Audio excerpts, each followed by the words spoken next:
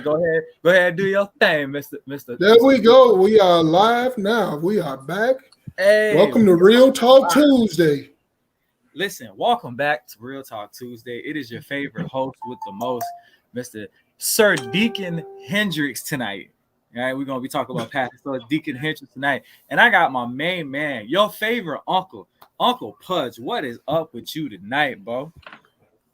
Yeah, man, losing my voice. Don't know why. That's all But right. apparently it's a blessing to people. Listen, hey, that's all right. You say that voice because we got some we got some things for you to cook on later on tonight. But as you know, let me introduce my guest. As you know, I got my favorite cousin, Mr. Wolfpack. Hint. Yes, sir. Yes, sir. Here you go with that cute sweat voice. And if it Hey, ain't hey. my bestie, Miss Amanda Renee, my favorite person in the comments, she's walking back to the show. What is up with you, lady?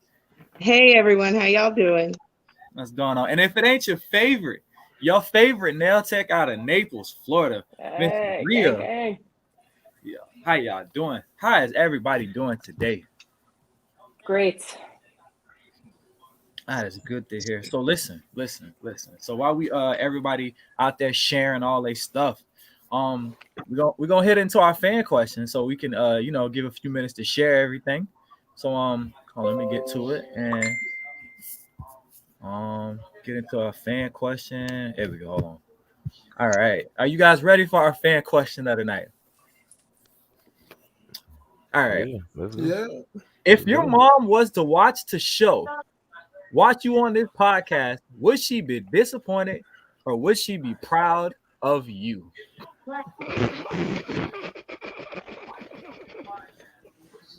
I'm sorry, I just laughed at that one. Yeah, I'll let y'all go first. Uncle, you gotta let the ladies go first. Miss Rhea, would your mom be proud of you or disappointed in you for the stuff that you said on this podcast? Absolutely proud. She's watched a couple times. Oh, okay, ain't nothing wrong with that. Oh. Miss Amanda. Oh, you already know. You know how my mama is. She keeps it real all the time, and she's very proud of me on this show. Hey, very opinionated. Very opinionated. Yes, she is. We get it from her. Would mama be proud of her baby? My mom watched the show. Okay. I say the things that she say. So yeah. I mean, I ain't gonna proud lie, because I am her. You are my mom would. I can tell you this. My mom would be okay with 90% of this stuff. As the other 10%, she'd be like, really? And then, but I can tell you this. My grandma, nah. Grandma would have. That's a different story. Grandma would have put pause on me. And she said, "I know you. I got to clean it up for grandma." Hey, grandma would have been straight up. I know you ain't sitting there cussing on that internet. I raised you better than that. Grandma would have been put pause on me, boy. So listen, and my next question, right? Man, for real. They say, and is this show something you would recommend for my church family to watch? No. You ain't finna have me like that in front of the Lord, Jesus, or God, whoever you call him, Buddha, Yahweh. Nah, you ain't doing that because these church folks, I'm gonna hurt their feelings. I'm gonna make them rebuke every sin they ever did and make them think about why I don't like communion. I don't like giving up money to the church or nothing. They gonna figure it all out. Nah, they ain't gonna never like that. I go against the grain. I don't give a damn. Hey, we know. Miss Amanda Renee, is this something that you would recommend your church people to watch? Absolutely not. No. You already know that. Like this. Why not? I mean, if they're trying to listen just to, be educated on specific topics, okay, cool. But honestly, like, the podcast has done a turn from Toxic Tuesday to Family Talk. But it's just too much sometimes. And I would not recommend my church family to watch it. And sometimes, honestly, I'd be wanting to turn it off. But I am your best friend, and I'm being supportive of you. So I watch. What was the last time you wanted to turn us off? It was a few weeks ago. I bet you it was the last one. No, actually, the last couple of shows have been really, really good. But there was a couple of times I really wanted to hit end, and I didn't because I was being supportive to my best friend. Oh, I know it was because of me. That's cool. I know it was. No, because of me. it wasn't you. It wasn't you. Oh Yeah. damn! I gotta Uncle take my Pudge. title back. Uncle Pudge, would you recommend this to your church people? Man, I wouldn't recommend this to a Boy Scout group. Let me tell you, man. The way I be cutting up on here, man, no, man. I'm surprised I still got a job. I don't even want my coworkers, man. Hey, add me on the book, dog. Nah, I'm a whole different breed out here, bro. I'm a gangster. Yeah. I gotta distort my face and change my voice. Hey, so listen, every time we do a show, I always add it to my Whites for America. I'm on this Facebook group, Whites for America, and I always add the show to Whites for America. You know what I'm saying? I feel like they should be in front of my house. I'm coming to your house. Well, just send them on over here. I'll be like, go get him. He got something for you. I got something for you. Wait a minute. You said Whites for America? Yeah, You Whites part of a KKK group or something? Yeah, I believe that's what it is. And every single week, I send the show to the group. Like the show is in the group. So I was like, I'm pretty sure every single week they be sending like, this same black son bitch. She's sending this show to us every single week. Like they probably be deleting your shit or put your shit on. Yeah. Just on the They show. probably wondering how you got in. They like, you part of the Aryan nation? They thought, how is black son? Now, hey, on the questionnaire, I put all lives matter. So that's probably how I got it. Oh, you slick. Oh, you slick. You slick. I said, Did they see your picture? Hey, I put all lives matter, and then I put Larry Bird and Jason Kidd are underrated. Oh, that's how you got in. Hey, Steve Nash is best point guard that ever played NBA basketball. All you had to do was say Kale is the best best lettuce on earth. You would have been in there. I think mayonnaise should come on everything. Oh no, just say you shop at Sprouts or Whole Foods. You would have definitely. I passed all them questions. Yo, wow. And you love green bean casserole. There you hell go. no! What the fuck? Hell no! They bring it to everything. Yes, That tasteless shit. Thanksgiving, Christmas. You can guarantee somebody showing up with green bean casserole. We're not gonna have this racist talk on this show. That's what we're not gonna do. Okay, we're not gonna have that on here. We're not gonna have that. Man, you the one that part of a right.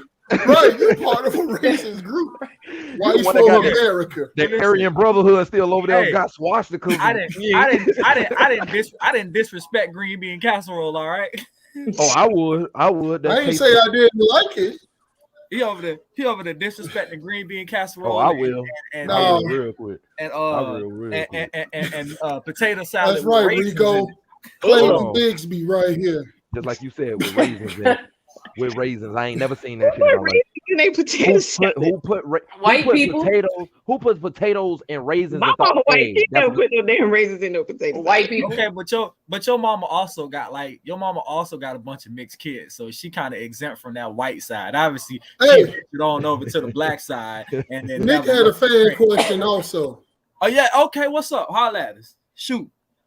I surely forgot, Nick. You told me what it was, but put it in the chat. And we because he had told me after family talking, man, I played too much football. I can't remember. Oh yeah. Real talk. Nick got a fan question because he had one on Saturday. Okay, we can get to it. Definitely get to it. Yeah, so today we're gonna finish up the cheating conversation. And then we're gonna get on the big subject for the night, you know what I'm saying? Because I got two more people coming, you know what I'm saying? We got Coach A and we got my boy Bacon. They coming tonight because they said what we're not gonna do is they're gonna defend their Christian pastor brethren, so we're not gonna be over there with nonsense. Oh, Creflo Dollar, the last they're gonna defend Creflo Dollar and Mr. Joel Osteen. The same. All right, man, Miss Renee too. The same Joel Osteen that wouldn't let people in his church during the hurricane. That was Is we on that question or are we starting with the cheating question? We're gonna We're gonna start with the cheating. We're gonna start with the cheating because I'm gonna turn my back on that conversation. Yeah, I'm gonna do just like this. I gotta get off when you start talking about church and shit. You know, I might So set listen. this bitch on fire. She a heathen. Don't worry about her. Can't cheat if you're. Listen, my boy say, "Can't." He's right. You know, you're not We're married. gonna address this right quick, bro. I've been waiting to get on the podcast too. Listen, Mr. Daryl Holman, right? Am I saying that? Am I saying I don't want to be? It's Holloman. Holman. And I think his first name is Darrell. Mr. Daryl or Darrell. Darrell. Okay? All you gotta do is hit me up on Messenger, and we'll get you in. We ain't got no bias. We ain't holding no punches. We will get you in on this. We will get you in on this. Hey, there go Nick. Question. Nick posted the question. I was talking about baggage. So why do we as people jump into a relationship? Hold on. Well, we might as well throw the question up. All right. I guess they want to get in that. Hey, they turned. That's right. We like and subscribe. Let's go. Mm-hmm. That's a good question. All right. Y'all was talking about baggage. So why do we as people jump into a relationship when we have baggage or insecurities? That's a good question. It's a very good question. Well, you know what? You want to hop on that one first, Miss Rhea? Absolutely. Coach A is in the house. Hey, What's good? Hey. How's everybody doing? And he wore the hat too. I love Jesus. Hey, Make the church. that hat offends me. Knock it off. I love that. Knock it off. Okay. You already know Jesus ain't about offending. Hey, it's all good. It's all good. I'm glad to have you here today, Miss Rhea. Well, let's unpack it. Why do we jump in a relationship with baggage? I think the biggest issue with people is that they're scared to be alone. So they tend to jump from relationship to relationship to relationship. And in doing that, you carry all your baggage and your insecurities from that previous relationship. And then that shit goes down south. And then you hop into another one. So then now you got baggage from 2 relationships. That shit goes down south. And then so on and so on and so on. And it just keeps piling up. And before you know it, you just fucking drowning, like absolutely drowning. What people need to do is be happy with themselves and be happy with being single. Like, because if you're not happy with yourself, if you're not happy with going out to eat by yourself, going to the movies by yourself, going bowling by yourself, go play pool by yourself, if you can't do anything by yourself, like, you don't need to be in a relationship. I mean, that's some real good points right there. Miss Renee, what you got on that? I agree with everything that she just said. I don't personally do that. I feel like if a lot of people just took the time to heal after each relationship, they wouldn't continue to bring in the baggage into the next one, but everyone doesn't think that way. And like you said, they don't want to be alone. They get lonely. Talk to Jesus, read your Bible. That's what you can do. Focus on healing before you move into the next relationship. Okay. Go talk to Joel Osteen. You know that. Cuzzo, what Go you pay for got? some holy water. What you got? What you got on that question? What you got on my 40? Who, me, Cuzzo? Yeah, what you got on that question? Oh, me, I think it's social media presence because a lot of people sit there, they scroll on that phone, scroll on Instagram, and then they go seeing, one relationship and then seeing how the way, they get to go take trips and all that stuff. And then, they're not taking trips. So they feel like they got to go find that person that fits or completes everything that they're looking for, like, or whatnot. Get into a relationship because of money. They know they can go drive that person's car. They know they can go anywhere or anything like that. But I just feel like it's a big social media sense because it forces them to think that that's what they have to do. They have to be with somebody. They got, what I'm saying, in order to play out whatever dream they have. So, but I'm still with Rhea and Amanda on theirs. I'm still with them on theirs. I agree with you though. I agree with you with the social media thing, but like that's why I'm so glad that I was like raised in the time that I was raised with no social media and shit, because I think we are old enough to realize that it's a facade. Right. People post their best lives They Like, lie. they don't show you everything. They don't show you the day to day. They just show you when they happy and they go lucky, and you know, they don't show you when they fucking crying in the corner or mad about this or throwing tantrums or nothing. None of that shit. That's never, it. So- you're never gonna see that because that's like Exactly. that's Social like media going on. is That's a like going on the facade. interview. We all know those Facebook couples that flex for social media. Yeah. Uncle Do it for the Clutch, clout. what you got for us? Let me tell you, man. Bro, We gonna have to stop blaming social media, first of all, because this stuff been going on since the 90s. We just didn't see it. I seen it up close and personal. You know, you always seen that happy couple, you know, they dress alike and, you know, they holding hands. Oh, we love each other. As soon as the door closes, the motherfuckers strangling Boys, each other and shit Right. like Fight night that. round. What? Lying, I can see that in this bitch. yeah, I can see it for real. lying That's and true, it's shit. true. You And I know, be they telling saying some- they got the best relationship in the world. Be lying. I mean, right now, man, I know a couple, man, married couple. Now, I know them personally. Like, I worked with the wife and I know the husband. Every year they celebrate their anniversary. We made it through ups and downs. We love each other, blah, blah, blah. Chick, you was just in the bathroom at the bowling alley sucking my boy off. This dude was over here, you know, That's going to find some piece of booty. How are y'all happy?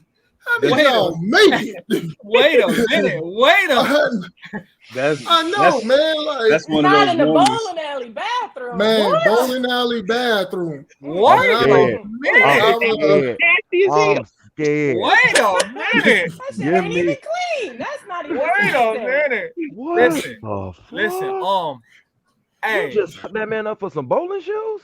listen. Man, dude. That's what you I don't said? listen. Let me tell you, man. As the insecurities, man, people need to know themselves. That's the problem. You know, sometimes people think they over a relationship when they really not. Because in our mind, we got this time period for certain things to grieve a loss. You grieve the loss of a relationship. You know, you take your time. You know, you gotta, because if you was really close with that person, they was a part of your day to day, a big piece of fabric of your life. And when they're not there, it's okay to say, man, I'm hurting. You know, take a year, take 2 years, take as long as you need to.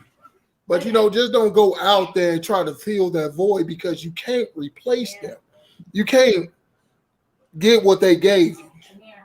You know, so I think that's a real big reason why people jump into relationships. They try to fill the void that was left behind, and you can't do it.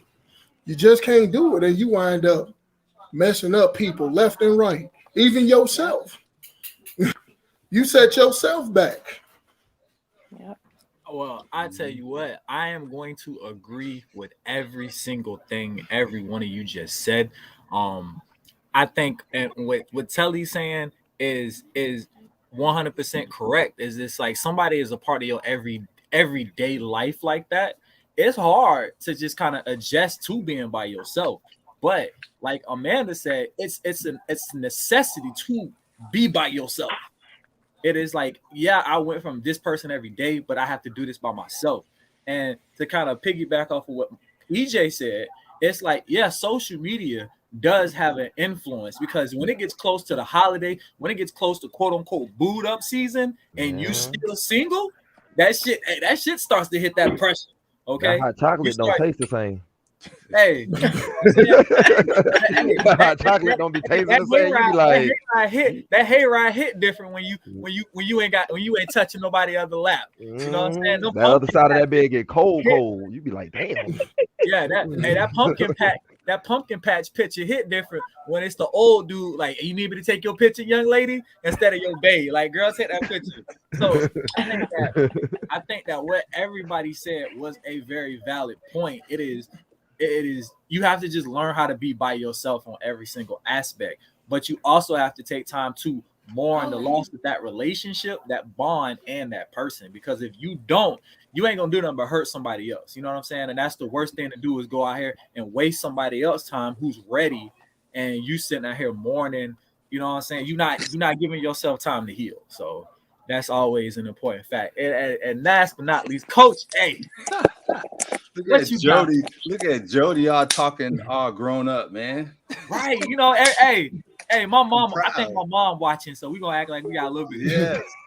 So listen, hey, in fact, I'm gonna take it a step further and say that not only did I agree with all y'all said the same thing. Y'all just said it in different ways, right? People that haven't gotten over relationship or issues in the past, it'll come out with somebody doing some stuff in the bowling alley or doing some other stuff. So, but the problem is a lot of people don't know how to get over their past baggage. That's one thing. If anybody ever had a fractured or a broken leg or something, if you don't take the proper precautions for healing, it's not going to heal right. You might have a deformed leg or something. And so in a relationship, it's the same thing. If you don't understand how to heal yourself, what steps to take to change your subconscious, your inside, to erase all that stuff from the past, then you're going to carry it. And that's the tricky part, is a lot of us don't understand how to get to that person on the inside of us to change it. It's just like a person that's hooked on drugs or any type of addiction or any type of habit that you have. How do you change that habit? That's the same thing when you've been in this relationship and you're trying to get over it. It could be an abusive relationship or whatever the situation was, and you're trying to go to another relationship and not take that baggage. The problem is we all understand this, we need to get over the past, but how do we do it? And a lot of people don't understand how. Sometimes just being by yourself is not all it takes. It takes more than that, than just being by yourself. And so I think that's important, that people understand what they need to do in order to get past those previous relationships, because what happens when you get to the next relationships? What are the signs that you have baggage from the previous relationships? Some people come out being aggressive. Some people come out being not as trusting, right? Or abusive and stuff like that. All these are signs of issues that you had either in previous relationships or in the past period. And so understanding how to change your own personal self and getting to know yourself as well. I forget all you guys said that. And that's very important as well.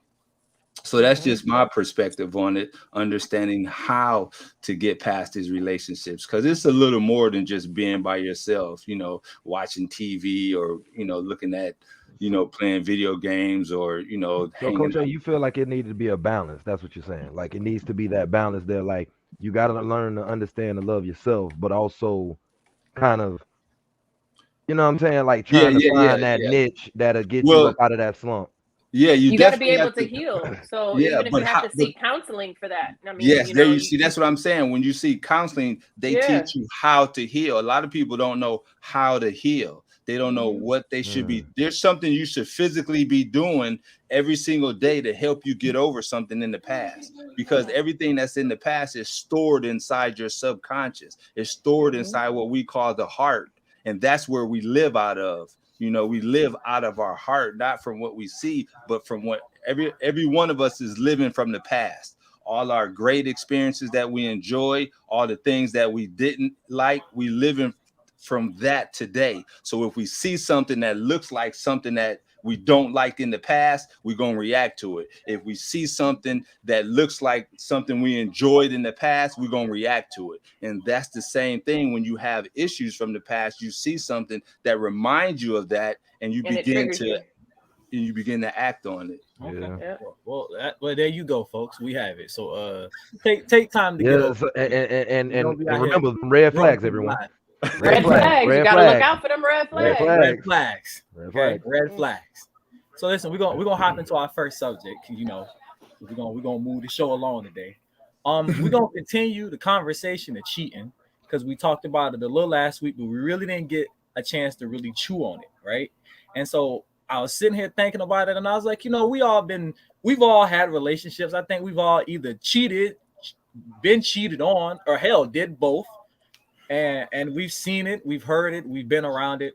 And so I think I got a couple good questions, and I want to start off. The first question was if we've been cheated on, right? What was the one thing that hurt the most about being cheated on? And I'm gonna let you go first, Miss Amanda. What was the one thing that hurt the most? You put me on the spot with that one. I can't really say that I knew that I was being cheated on. So that's a little more difficult question to answer for me. I found out like years later after the fact, and at that point it didn't really matter. I didn't care. So I can't say that I had a specific experience where somebody cheated on me and I felt such and such. Okay. Miss Real, I know you got no. What was the part of the cheating that hurt you the most? Honestly, it was his choice in female that hurt the most. Damn. Like, why you got this bad body bitch? Oh, Like, you couldn't have did better than her. Oh, here we Like, go. that is the most disrespectful shit in the world. You Like, can't just have that if super I'm walk gonna walk cheat, 3000. I'm cheating on you with Shamar. You know what I'm saying? I'm cheating on you with motherfuckers. But you have to understand men. Though. You understand men. Then So he cheated on you with a booger wolf? A booger wolf, man. A booger wolf. Like, that booger wolf must got some good and head or that's something. the most irritating thing too, because then it's like, you know, when you see her out in the streets or whatever, you just like, and then you know she's just sitting there like, yeah, bitch, I fucked your man. That's just like all the. She didn't actually say that. That's just no, what you but heard. that's how she, you know, that's just how you around, felt. You know, like she got an S on her chest, you know, from doing that, and like that was just the most aggravating part of it. So, you know, I just, man, yeah, that was rough. Boy, I told you about to have a KKK in front of my door. They just came into the comments. I just saw Jody, that. you better get your people. You better get your Aryan brother. Invite them to the podcast. You better get Lord. Oh, I'm dropping them. I don't care. You run up on me, I'm dropping. I ain't even gonna talk. I ain't saying black power or nothing. I'm just. They have just been blocked. You invite them, now you block them. Yeah, they weren't supposed to say that. You get what you asked for. See, yeah, you get what you asked for. They weren't supposed to say that. You get what you asked for. Hey, I love when they do that because Hitler loved your boy Jesse Owens. He loved him over there in Germany. Cuzzo, what was the part that hurt the most about getting cheated on? Damn. I don't really think about shit when if I get cheated on, I'm just like, you better go on over there if you thought the grass was green on the other side, because I keep a lawnmower on mine. You know what I'm saying?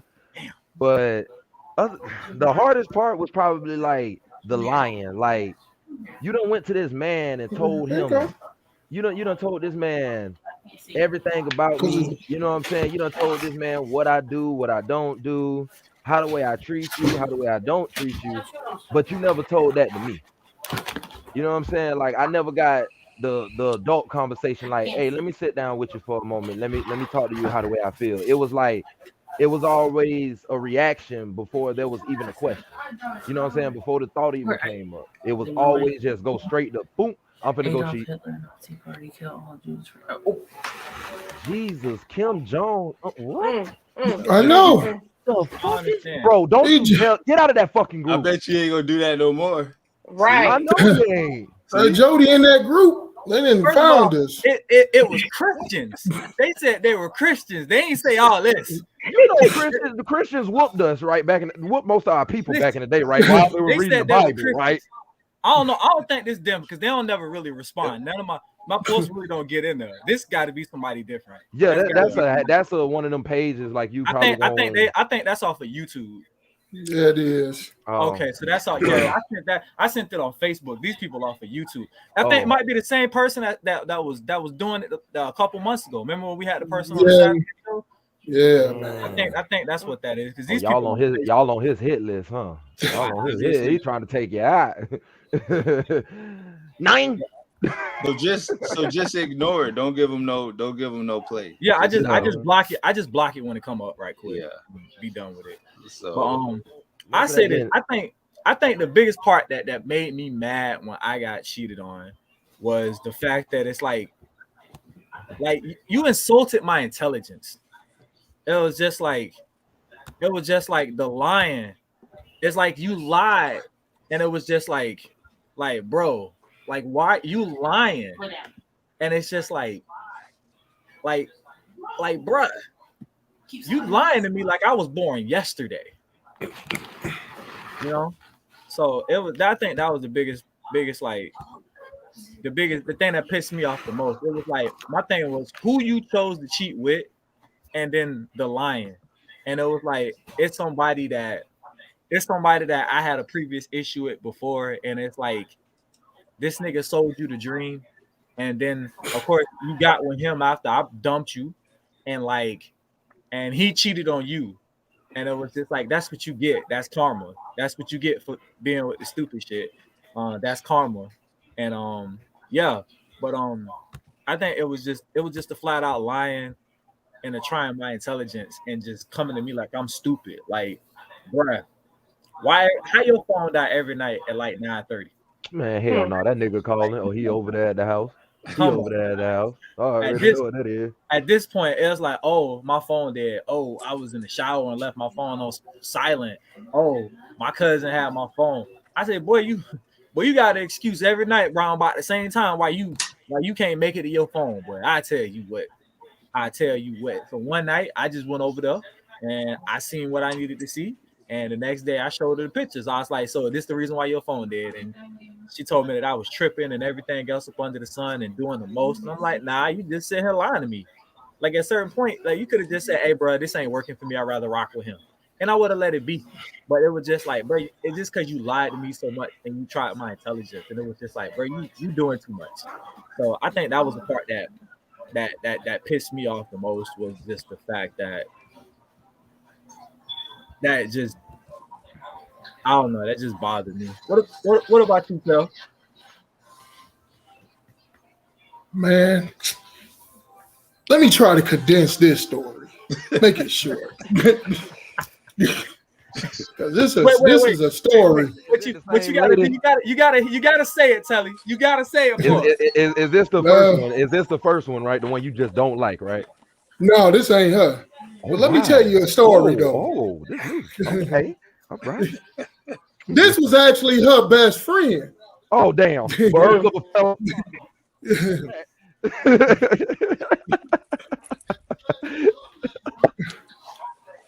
So this is what happened, man. I'm from Chicago, and I had a girlfriend, and we moved to Rockford because they called me to play college football up this way. They asked me, do I want to play college football? I said, cool. So we moved from Chicago to Rockford, and we was here for a minute, and I don't know what happened, like how she met the dude or whatever, but she met the dude. It's back in the day when cell phones was just not getting, internet and stuff on it. So it's the early part of that technology. You can play little games online. So I guess she met the dude playing Family Feud online. What the fuck? How you do that? What? Yeah, dude. So what? Yeah. Back in the day, Survey man. says she cheated. Back in the 2000. Survey says she's yeah. So I guess they had their thing, and you say what's the worst part about it that hurt the most? The part that hurt the most was everybody knew about it. Even my own brother. And nobody told me nothing. I mean, I'll be at work, and apparently the dude will come up here from the city, and they be in my house.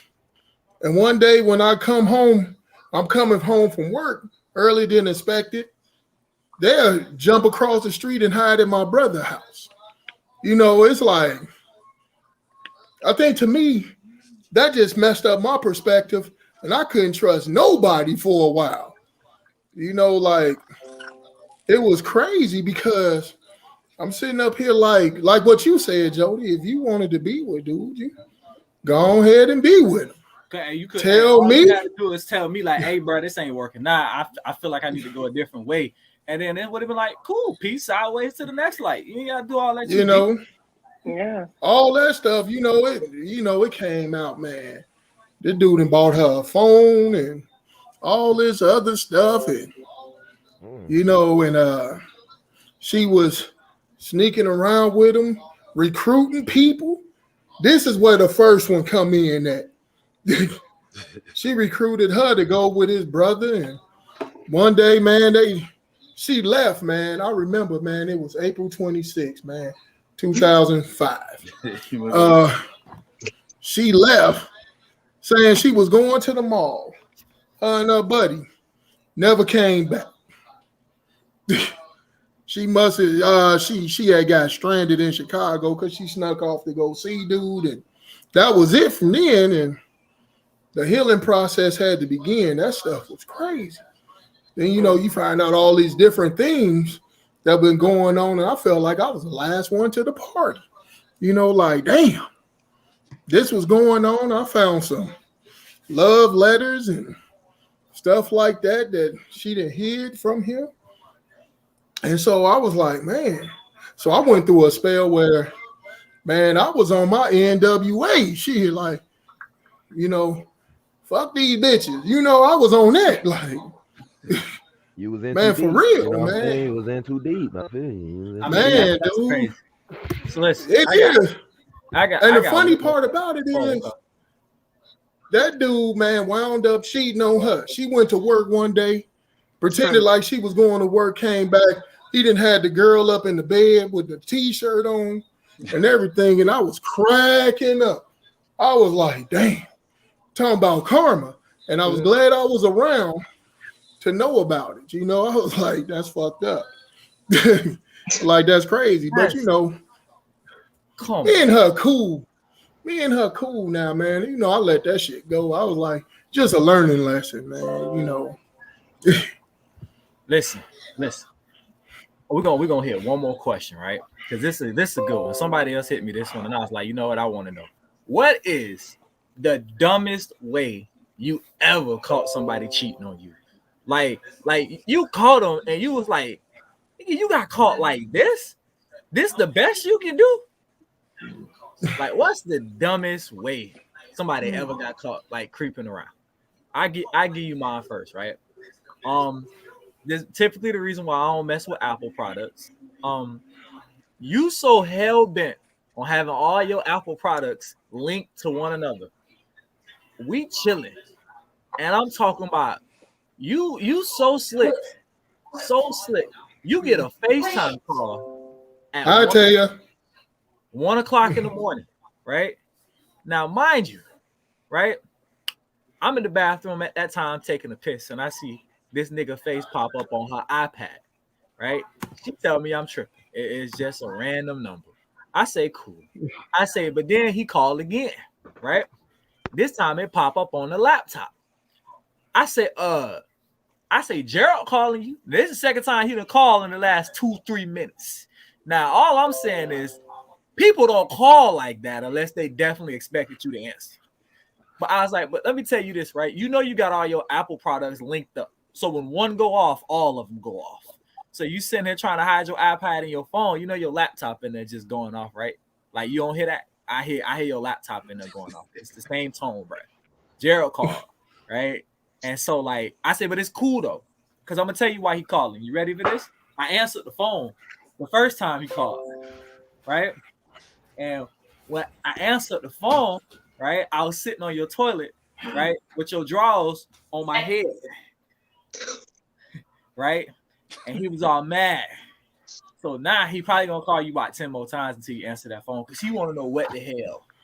right? I just want you to know. But next time you want to creep, little mama, you gotta do better than that. Don't link all your Apple products together. That's my motherfucking cousin right there. Don't do that. Talking about, Don't do that. Yeah, I'm talking about. Listen, he called, and I'm sitting on the toilet, and I put her drawers on my head, and I answer the phone like, "So." If I call and another guy got drawers on his head, I'll be like, okay. What's wrong with this guy right here? Man, what about you? What's the dumbest way you ever caught a dude creeping? Did we not just establish in the last question? I ain't never caught. You never caught nobody? I ain't never caught nobody cheating on me. Now it would be different if you was asking me, have I ever cheated? That would be a different question. But I have never caught anybody cheating on me. Hey, and as far as I'm concerned, as my best friend, you ain't never cheated, so we ain't gonna ask you that question. Thank you, I appreciate that. No problem. Real, I know you got one. I know you got a good one. What's the dumbest one you ever? I got so many. I've been cheated on in every fucking relationship. So Wow. No wonder why you single now. I know why you say fuck it. Every relationship. Every single relationship except for my first boyfriend who passed away. But yeah. And it ain't every relationship. Every single relationship since then. Yeah. What's the dumbest way? What you caught buddy cheating and you just sort of look like, bruh, come on, bruh. I mean, he was just okay. So I shall say no names, but this was my 10-year relationship, right? He was just stupid. He just was not smart with his cheating. Every time he got caught, because the girls would reach out to me after. And every time, how many times he cheated? About 4. Why you with why you got so many chances? Because it was a very abusive relationship. Lord. So I had to be very smart with the way I exited.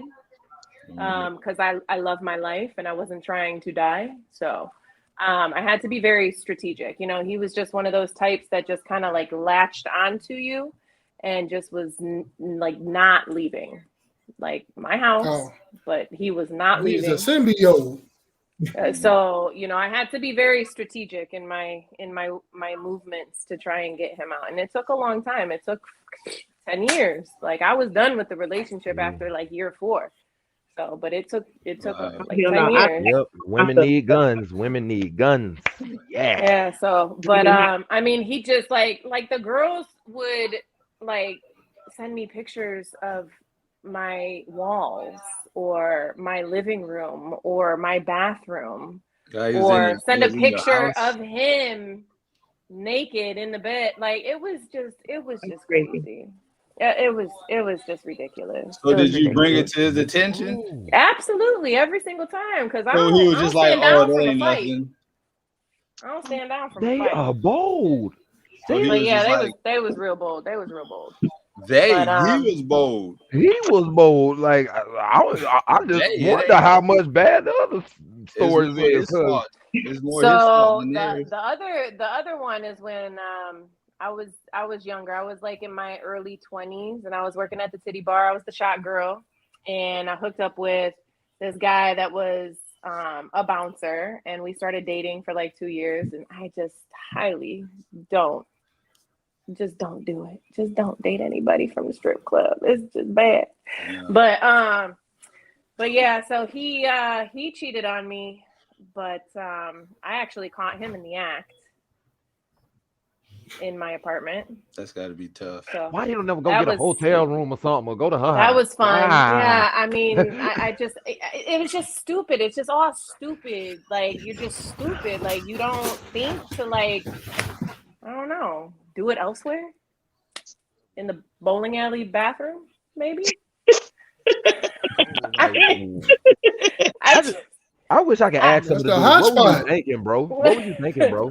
Yeah, I don't know. Like people, they're just, you know, we already know smart. As a man, we already know what he was thinking. So it's men are not very smart. But I would have been smart enough to be like, all right, bet I ain't finna bring you here. We can go to your house, or we finna go somewhere else. But you know, for me, it depends on the level of respect. I don't go looking for shit either. So I'm not the type to go looking through your phone or looking through this or be in this, investigate this, because what's done in the dark will come to light. Like, it will come back to bite you. Everything you do will come back to bite you in the ass. So I don't go looking for shit, because if you do dirt, I'll find out eventually. It'll listen. That's the one big thing. Like, right before we end this topic, listen. No matter, there is no perfect. So you're already assuming I've never cheated or nobody ever cheated on me. Listen, because listen, this Coach, ain't we know you got a sordid past. You got a wonderful life. We ain't gonna take you down memory lane. You got a wonderful life. We ain't gonna do you like that, bro.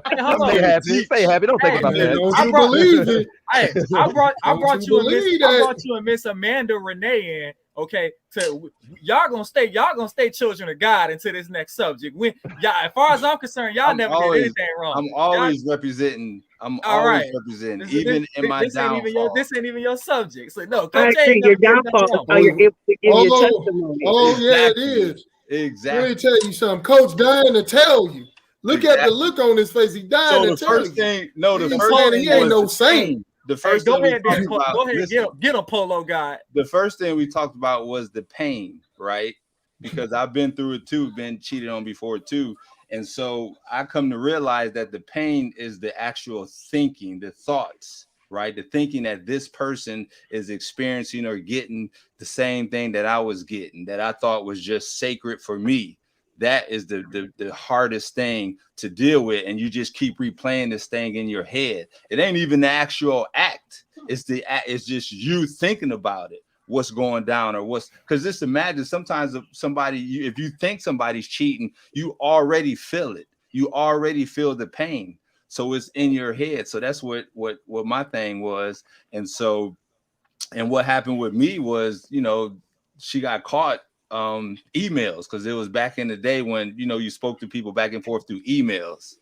And so that was the thing, just reading those emails, and there was some vivid emails. I was like, oh my gosh, like and then probably get in the bedroom and do 2 positions, talking all that shit. Talking all that. I be hating that shit, like, ooh, you so nasty. Me too, but then I get so fucking you did all that for this nigga to do 8 pumps and come. Ain't that something? Now you don't waste the whole relationship. Nobody didn't tell her to have that grip. Nobody didn't tell her to. Now look at you, single. I'm gonna tell you how I got caught one time. I told on myself. So what happened was, right after I caught her cheating, and we was married at the time. I caught her cheating. She was and I had already cheated before then, and she had no idea. And she was just crying and just super upset, like, oh, my marriage is over. And I could not let her, and this is a true story, I could not let her bear that burden on her own. So I just confessed right then. I would have. You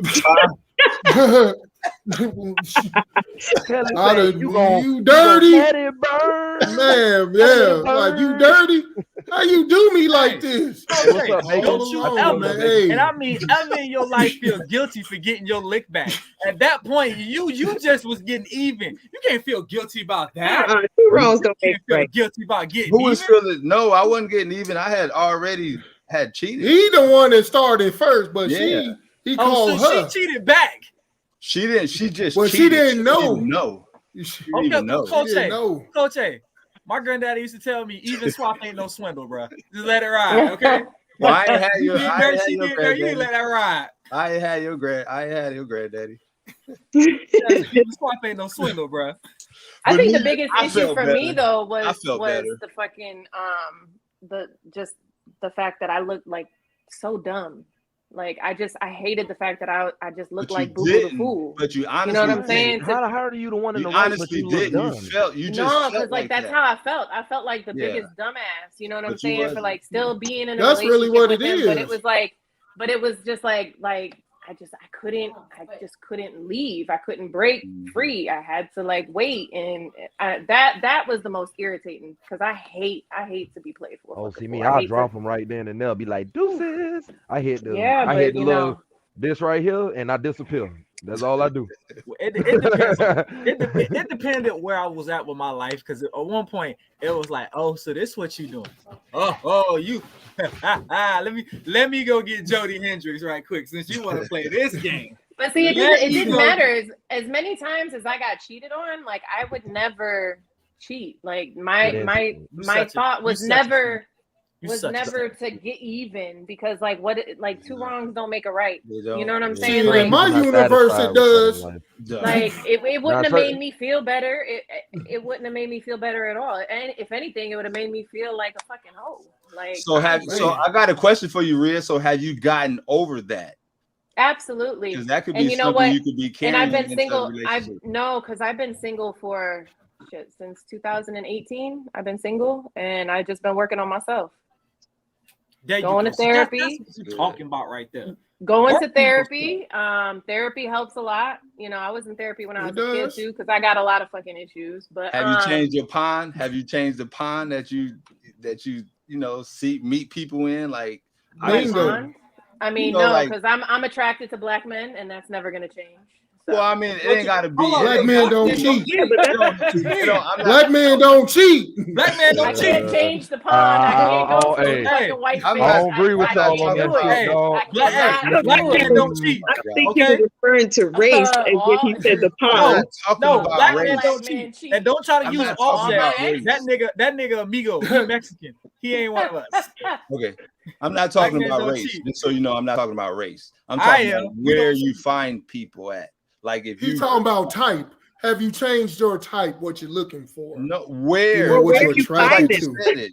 Like just like you said, like you're not gonna get nobody out the strip club, right?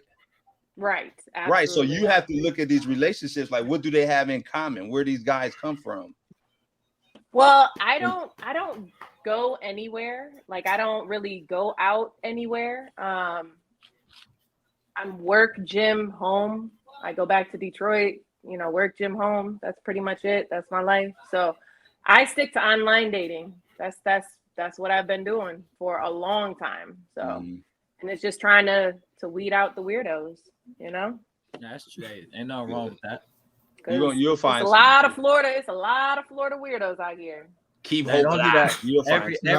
Every state got weirdos. Not just Florida. These dudes down here, y'all, they a different breed out there. Y'all are bold. These men bold. They ain't scared. I'm scared. I don't even like going to sleep like in a text message. I don't even want to do that. I be like, nah, I'm gonna go to mom. I'm gonna go to my mama's house or something like that. Nah, bro, like, These dudes down here, they done changed women whole perspective. I'm telling you, man, it's a different breed down here. It's a different breed. The Medea movies, that ain't even half of it, dude. You notice all them dudes in Medea movies that was dark skin, right? Just throwing that out. Shut your goddamn mouth. Dark skin, every single last one of them. And who that came to the rescue? Who that came to the rescue? Shamar, the light skinned guy, and Boris Kojo. Hey, light-skinned Prince, they came to the rescue and saved these women out there getting abused by these dark black heathens. You talk the high yellow, you tell them, Zodi. They could be high yellow, right? Hey, them black heathens. Dark skin. Hey, you want to know something? They have to be dark skinned. Yeah, that's all. He talking about my people. Go ahead. Come on, keep bringing it. Come on. Hey, Mike from Why Did I Get Married? Mike, dark skin. Oh, okay. Ain't shit. All right. So was the other dudes. I'm asking, what's your color range? Since we on the subject, like, is there a particular range? I don't discriminate as long as they black. The darker, the only thing that I discriminate. That's discrimination. The only thing that I can't do. The only thing that I cannot do is I cannot do dreads. And I cannot be somebody that is missing teeth. If you're missing teeth, if you are missing teeth or you have gold teeth, I just cannot. But they could change that. They could get the teeth I cannot. Well, then you need to change. You need to change all of that beforehand. Have you told me that? Absolutely. I can't talk to you just because you got dreads. Like, hey, I can't talk to you because you got them gold teeth in your mouth. She been out here breaking hearts. That's gonna close your window quick. It's gonna close your window, and it does. And you know what? And I'm about just black men. I'm just completely fine with being single. Like, and I love my locks. You said dreads. These locks. You said dreads. These locks. He just So- wanted to clarify. He out here getting technical. Nah, he first need to of all, clarify these this. locks, these not dreads, these Hey, locks. hey, they locked here, not Yeah. here, not on They the locked. end. Yeah, My boy locked. out there petitioning right now. Knock it off. Locked. I don't even Well, like. I have a question. Dudes with braids, like, cause they. Oh, stink. see, I- like, oh, see. The thing is smell. It's smell with me. It's smell. So if Not your all hair of them. stinks, So They you not like, taking open care of your their hair. window. Like if you Yeah, tell me yeah. if the man ain't black, if he got dreads, if he got braids, like you putting all these limitations, you teeth, might miss no your teeth. blessing. Oh man. hey, and if I miss Vanilla. my blessing, I miss my blessing. You know, Okay, I'm okay, fine hold on with now. that. Don't tell her to open up because mess around and your soulmate be looking like Smeagol from Lord of the Rings. And then Oh, you shut your ass up, Yeah, man. You oh, probably got hell Respucia. yeah. Okay, You don't do probably that got to yourself. Respucia as your They wouldn't goddamn be able lover. to say that. Respucia probably love you. Oh, I love me some skinny on little Jody. I be making fried chicken and everything. Yeah, sit your ass up, nigga. Hey, Sit your ass hey, up. de- de- Sit your ass depending up, on y'all. what her bank That's account why- look like, I might be able to get around it. Hey, look, look, me. I do from skinny to big. I prefer big, but hey, if a skinny girl Right. come I my think way, everybody I'm gone. probably has a preference, but that doesn't mean close off everybody else because they're not Right. the No, right I or they don't. don't have the hair that you want. You go end up really like But hold missing. on, Amanda. But hold on, Amanda. Yep. This is the thing right here. I done heard I'm so picky. many women have that preference, or I even state my preference, and they'll go, "Oh, you don't like me automatically." Like, if it is a skinny girl that like finds me attractive, they'll automatically say nothing because they'll go, "Oh, he likes big girls." Mhm. Well, yeah, but I don't discriminate. Shoot, I like them big. I like them small. I like them Asian. But I you like them can't- African. I like them. I mean, I guess I like as long, everything. But as you long as you can put you it can out there. discriminate. You can discriminate and not even know it. You telling do. yourself this I all discriminate this time. against height too. You ain't tall. If you Oh, ain't as my tall gosh. as me, Man, or I knock off a taller, midget I on can't up do to it. a tree. I knock. I can't It do it. really I should just just can't be do based I it. off the climb. person's character and how they're going to treat you, regardless if they got dreads or if they're black or if they're white. Just Right, because Yeah. hey, people Man, be I like, how you understand the date? gold teeth thing though. I understand Yeah, the gold hey, teeth hey, thing. somebody No. ask you how you date a girl taller than me. Shit, she could be 6'5", baby. I climb trees. Man, hey, I give me give it Lisa Leslie or somebody. I'm up there, Right. Candace Parker. I'm sorry. I can't. I can't. well, I being can't. Hey, picky, but you you end know up what? going by You know yourself, what? girl. I do discriminate against you. Can't talk to me if you ain't got no job. You ain't got no job. We ain't got no Oh, talk. here we go. Oh, You ain't got no Lord. job. We ain't got nothing to talk about. If I can't ask you Oh, how your God. day was and you said something about work, Yeah, I mean, the we list ain't got nothing goes to talk on and about. on of what you need to have to fucking talk to Right, me. but So. saying having a job, that's something that could be changed. You might not have a Dang, job today, right. you have a I job don't know. tomorrow. Let but Thank let you. let you Jose raise tell you my Thank you. soulmate I don't need a already, job. we Thank had already you. had this discussion. Hey, we gonna let our boy Bacon talk though. He ain't get to say a word. No, Bacon here for the other subject. Speaking of that, listen. Oh, okay. We gonna let Miss Rhea go. We gonna get to this main subject because they've been ready. They've been waiting and ready, right? So I ain't trying what to catch fire, y'all. Yeah, what we How gonna you, do? what you gonna catch fire for? We gonna let I'm Miss done. Rhea I'm go. done. She gonna Anything that's got to do with the church, I'm gone. Look, Why she gonna is touch that? hey, she gonna touch the Bible tomorrow and go like this. Oh shit. we gonna let Miss Rhea I'm so go. good on that. So Rhea, we appreciate you coming in and hanging us about this subject tonight. We'll see you in the comments. And All Cuzzo, right, Rhea. we'll see you in a little bit. We're gonna come back for our third subject. We don't want you to go, Rhea, just so Hey, you know. But Make I sure you shoot me a text or something before I'll we shoot get you to a that text. subject. I'll shoot you 'Cause a I gotta go text, downstairs with the babies. Okay. Yeah, go no, downstairs. I mean it's Get cool. on You daddy guys have a duties. great combo. I might stay in the comments, but no, I got a trip that I gotta go pack for. So Have fun. All right, well, All right, Miss Rhea, y'all. we appreciate All y'all right. coming. Cuzzo, I'll hit you up in the text when we almost done. All right. All right. Well, they got All right. out of there quick. Right? This is the topic they should be on. They trying to find their blessing. You said church, gotta So, go. B. Hey, listen, Hey. yes. So listen, All right, Cuzzo, I'll holler at you later. to the few people that stayed and that's listening, church is for everybody, especially the people that's broken or have issues or problems. That's what the church is for. I know it don't seem like it because you have a lot of judgmental people, but the church is for those people. It's for the people who are, have anger problems or drug problems or battling with different type of issues. It don't seem like it, but that's what church is for. You know what I'm saying? Like that we always teach this, that there's sick people go to the doctor, right? You don't. Right. If you feel well and you feel fine, you don't go to the doctor when you're feeling good. Well, that's what church is for the people that's feeling sick or feeling like, you know, they have issues or stuff like that. Come on to church. So listen, I'm gonna ask the question. Ask the question. We are going to Take 30 stick minutes. to the question. Okay. Gotcha. We're gonna stick In to 10 the minutes. question. You ain't gonna stick to the questions. I'm gonna tell you that. I'm letting y'all go. know you I ain't. just I got know you. questions. I'm I letting know y'all you. go. Coach This A, finna be we're a sticking rabbit to the hole. question. Mr. Bacon, we are sticking to the question. Miss Amanda Renee, we are I do my sticking best. to Exactly. the question. We're gonna I do ask my best one. because We're I'm gonna gonna ask just one say this: question at a the time. question you're asking, it could open up a whole lot of other questions We go, that should be commented on with Your these. dad in charge. Jesus is in charge now. Amen. We're gonna, Okay, I hear you, Coach A. we're gonna ask one question at a time. All right. Are y'all ready? Y'all got this. All right. Yeah, we ready. The first question, right? Do you believe that these rich pastors are really men of God, or are they using the Lord and the Bible to fill their pockets? We're asking about the person. We're not asking about the church. Do you believe every single one of these pastors that are out here rolling around with millions Every single one. are really living that life of God? Uncle Telly, we're gonna let you go first. Well, that's man, I'm a man of God. That, I'm a man ain't of no the wrong with it. church. And when I look at these pastors, you do your research on them. A lot of them outside of the church, they sell books, various other things to make money. So, is it wrong for them to write books and sell them? No. I mean, if it can help somebody and reach people, that's cool.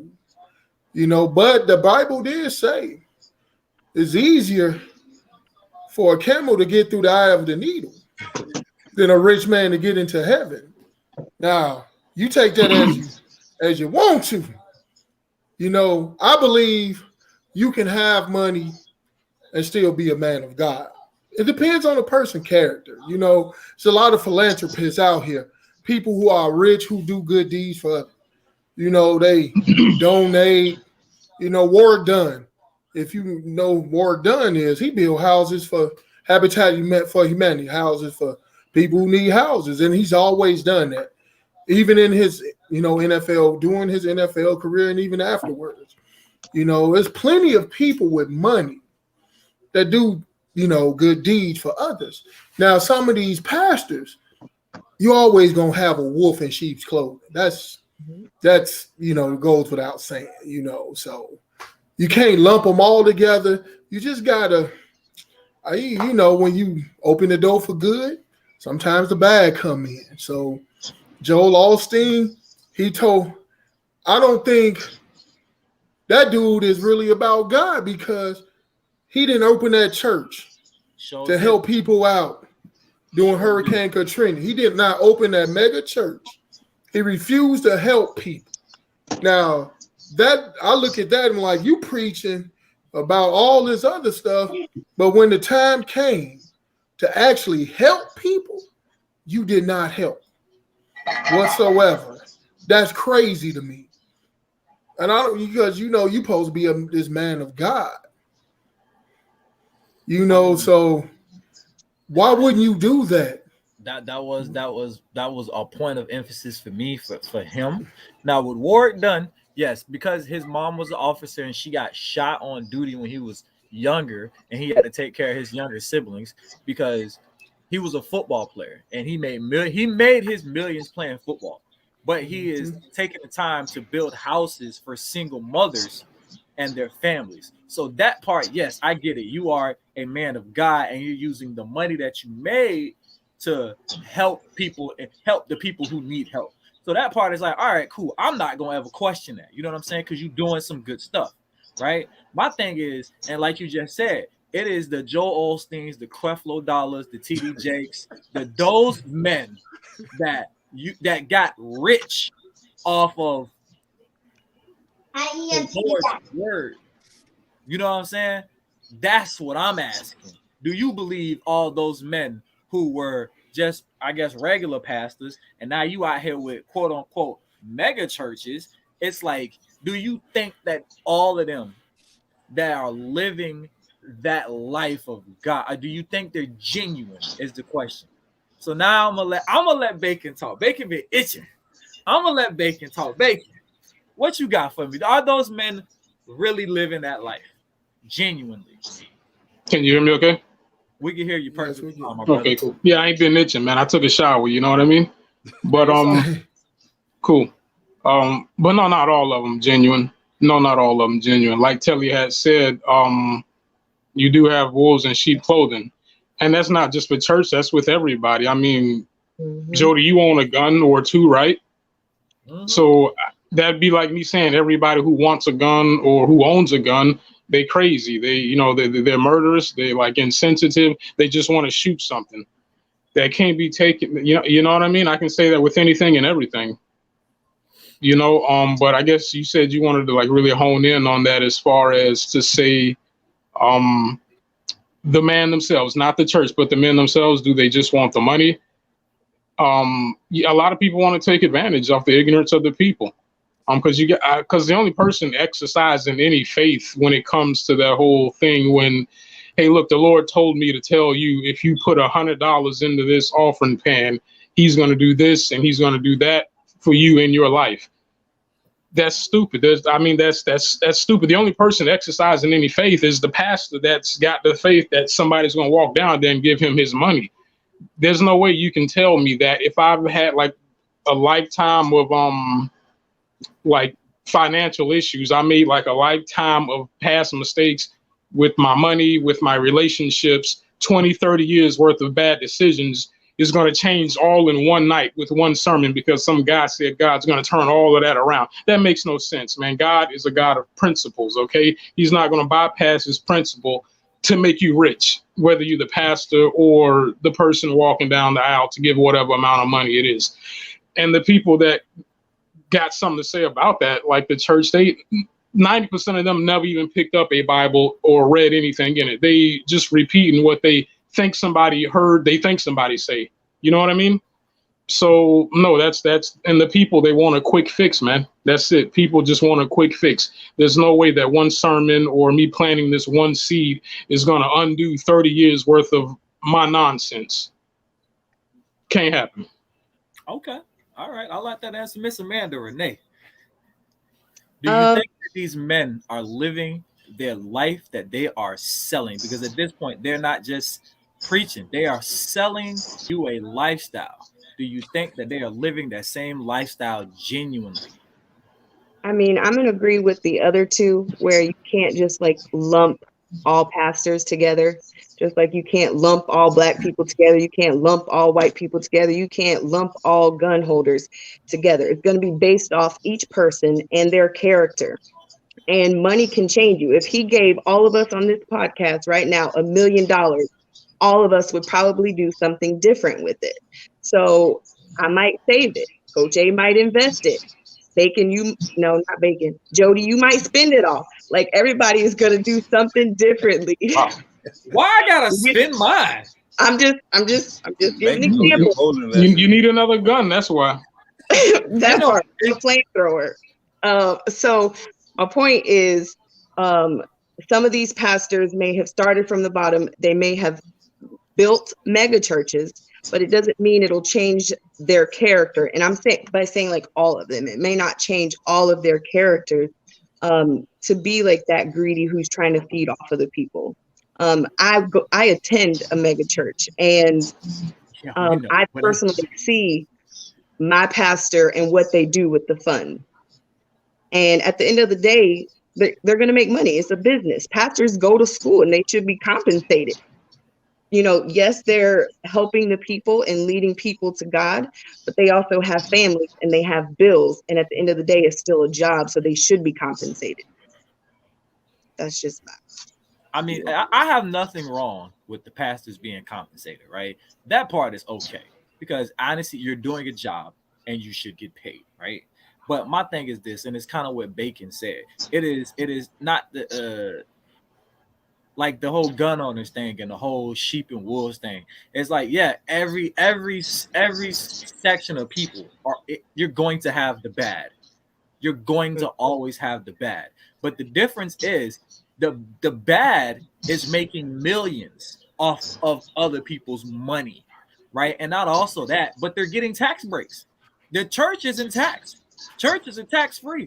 These guys are inherently getting money and not paying any tax because of they're practicing a religion. Like religion beliefs don't get taxed. So it's just like it sounds very convenient for the bad ones that are like, let me get what I can get and I don't have to pay taxes. Like I literally watched the interview and I can't think of his name. He's a gospel person. But the man literally was trying to write off Louis Vuitton shoes and a Gucci suit as a business expense. But that's one guy. Vacation. Right. That's one guy. But I'm just saying, that doesn't define all pastors around the world. That was a funny interview too. He was you like, seen that one though? I like expensive stuff. Hey, I like expensive stuff. So Coach, hey, what yeah, you but got? people ought to be able to know that he ain't genuine though. I mean, the people should have enough common sense to say, let me leave this guy alone. But we can't. Who is the judge of somebody's genuine or not? See, that's the problem when we start sitting in the judge. Whether he's genuine or not, I mean, it's wrong is wrong. I mean, you at least see what his heart's at. Right, but that's what I'm saying. But only God sees the heart. God but why would his heart on an interview be talking about Louis Vuitton write-offs? He should be talking about the $100,000 that they donated to whatever college fund or whatever they did. It was a tax audit. The interview was a tax audit. He mentioned that. Now you're just going off what you heard from Joe. Did you watch the interview? Not at all. I watched it. He mentioned the stuff that they give away. He mentioned that the judge but they also brought out his suits, right? Because they cost so much. But just because if a church is bringing in millions of dollars, the pastor can, he can use that money to buy suits. He can, if he want to buy expensive suits, I guess that's what he want to do. I apologize. I didn't listen to the whole thing. Sorry. If the church is only bringing in $50,000 a year, I'm sure he's not gonna get those $5,000-$6,000 suits. It does, believe me. It was a shock to listen to it. It is, but sometimes we have to remove ourselves from the judge seat and be like, I don't, because it did seem ingenuine. I can understand from looking at that interview. They was asking him all these different questions, and it was just like, wow, really, do you have to spend $3,000 on shoes or $5,000 on suits? That's his business. He got a salary. He likes to spend his money how he wants to spend his money. Exactly. But now to comment on some of these other pastors too, Jody. First of all, you got to realize that church is a tax exempt organization. It is, right? So, but you have to understand that a lot of these pastors have other businesses. Creflo Dollar has other businesses. He has other ministries that I'm sure he takes a salary from. It's just smart business, right? And he has a record label, and he has numerous books that he's written. Same thing with TD Jakes. He has movies that he's done that he put out as a producer. He has over 20 books. You see what I'm saying? So to automatically assume that all his millions is just coming from the church, that I can't judge it like that. I can't, and it's not fair to him to sit in the judge seat and say you're wrong, you know what I'm saying, you're not genuine, or you are. These guys, if they say they are just as genuine as I am right here. You can't, I can't, because everybody makes mistakes. Everybody. There's nobody that's perfect. Go ahead. I'm sorry. No. I just wanted to say also to Jody that some of those guys did start off small. Some of those guys started off in the storefront at, whatever, with just 10 members, including their wife and kids. And then it grew to 50 and then 100, so forth and so on. So that also happened too. I mean, who's to say 10 years from now, this podcast grows into whatever it's going to be, and we say, oh man, look at Jody and B and Telly making all this money and they can't do nothing for me and they can give it back to their own community. We don't know you. We don't know what you've been through. We don't know who turned you down. You started off like this and now God has elevated you into all of this. Completely. Those people grew into that. I just wanted to throw that out there. They didn't just sign up for a job and got picked over a congregation of like 20,000 people. Hold on. There's another point. There's another point you mentioned real briefly when you started talking about principles, right? There's the average person is not going to walk in and just start making millions of dollars. You have to follow certain principles in order to get to that level. Yeah, you need discipline. Yeah, I agree. Exactly. And so for them to be in positions where they're making millions of dollars, that means they've done a lot of stuff right. They followed a lot of principles. There's a lot of heartache. There's a lot of failures inside there, sacrifices. Because $1 million, again, doesn't just flow to anybody. It doesn't just flow like that. You're right. And it's like, as far as the business aspect, right? I'll never question that. Obviously, you got to have some type of good sense. I just looked at a couple of people's net worth. Joel Osteen's net worth is $100 million. So there has to be some good decisions and some good business sense to get to that platform of $100 million. All I'm saying is, do you believe, right? And this is my personal belief. If you give me, let's say, 20 people, 20 pastors with mega churches, and they all worth $15-20 million. Out of 20 of them, I'm going to look at least 6 of them and say 6 of y'all full of crap. I'm going to believe 6 of y'all full of crap. And here's the reason why. It's just like, if I'm looking at this situation and if I start my church small, right, and I get a few more members, and then all of a sudden I'm getting more and more money. I'm getting the more members, the more money. And if I can get a church and I start off with a box TV and I upgrade to a flat screen TV. Now I got 10 more members. I upgrade to a maybe a 70-inch projector. Now I got 30 more members. You know what I'm saying? I throw a few more AC units in the church. Now I got 25 extra members because we got a cooler church. I build a bigger church. Now I got 200 more members. And all that money keeps rolling in. You know what I'm saying? It's like, bro, it's easy for me to sit there and be like, bro, the more I make this look good, the more money I'm going to get. So it's like, I believe maybe you started off genuine and then maybe you started getting that money in. And then all of a sudden it's like, hey, you know what? Listen, let me tell you something real quick. It is not, listen to me. It is not easy to get to separate people from their money. Period. It is not easy. So you can say whatever you want about the air conditioning, about this. When it comes to that average person and their money, it is not easy to separate. It's not easy to separate people. And so if they have a congregation that's giving money, they're receiving something. They're getting something out of it, because you're not going to sit there for 10 years and say, okay, you put this in there, you're going to get a blessing, or this is going to happen, and then you don't get nothing, and then you just continue to put money in there. It doesn't work like that. You wouldn't do it. Nobody would do that. These people are getting understanding. They understand. They're appreciating what they're being taught and what's going on. They're seeing that the church has to be doing something. The church has to be doing something outside of just what we're watching, like donating money here or helping homeless people here or this or that. Right. And that is the genuineness of it. It's like you're helping somebody. But who's to say, like I said, for those 20 pastors that are doing all of that, I believe when 6 of them get out of church, they be like, baby, we're finna go pop some bottles and go fuck some hoes, because that's what we're doing after church. That's I can agree with that. Yeah, 6 out of the 20. Yeah, I understand. On that. You know what I'm saying? We about to go sin and like 2 out of 20. I say 3 out of 20. I mean, well, maybe not 6, but something out of the 20. Yeah, most likely. You got to add.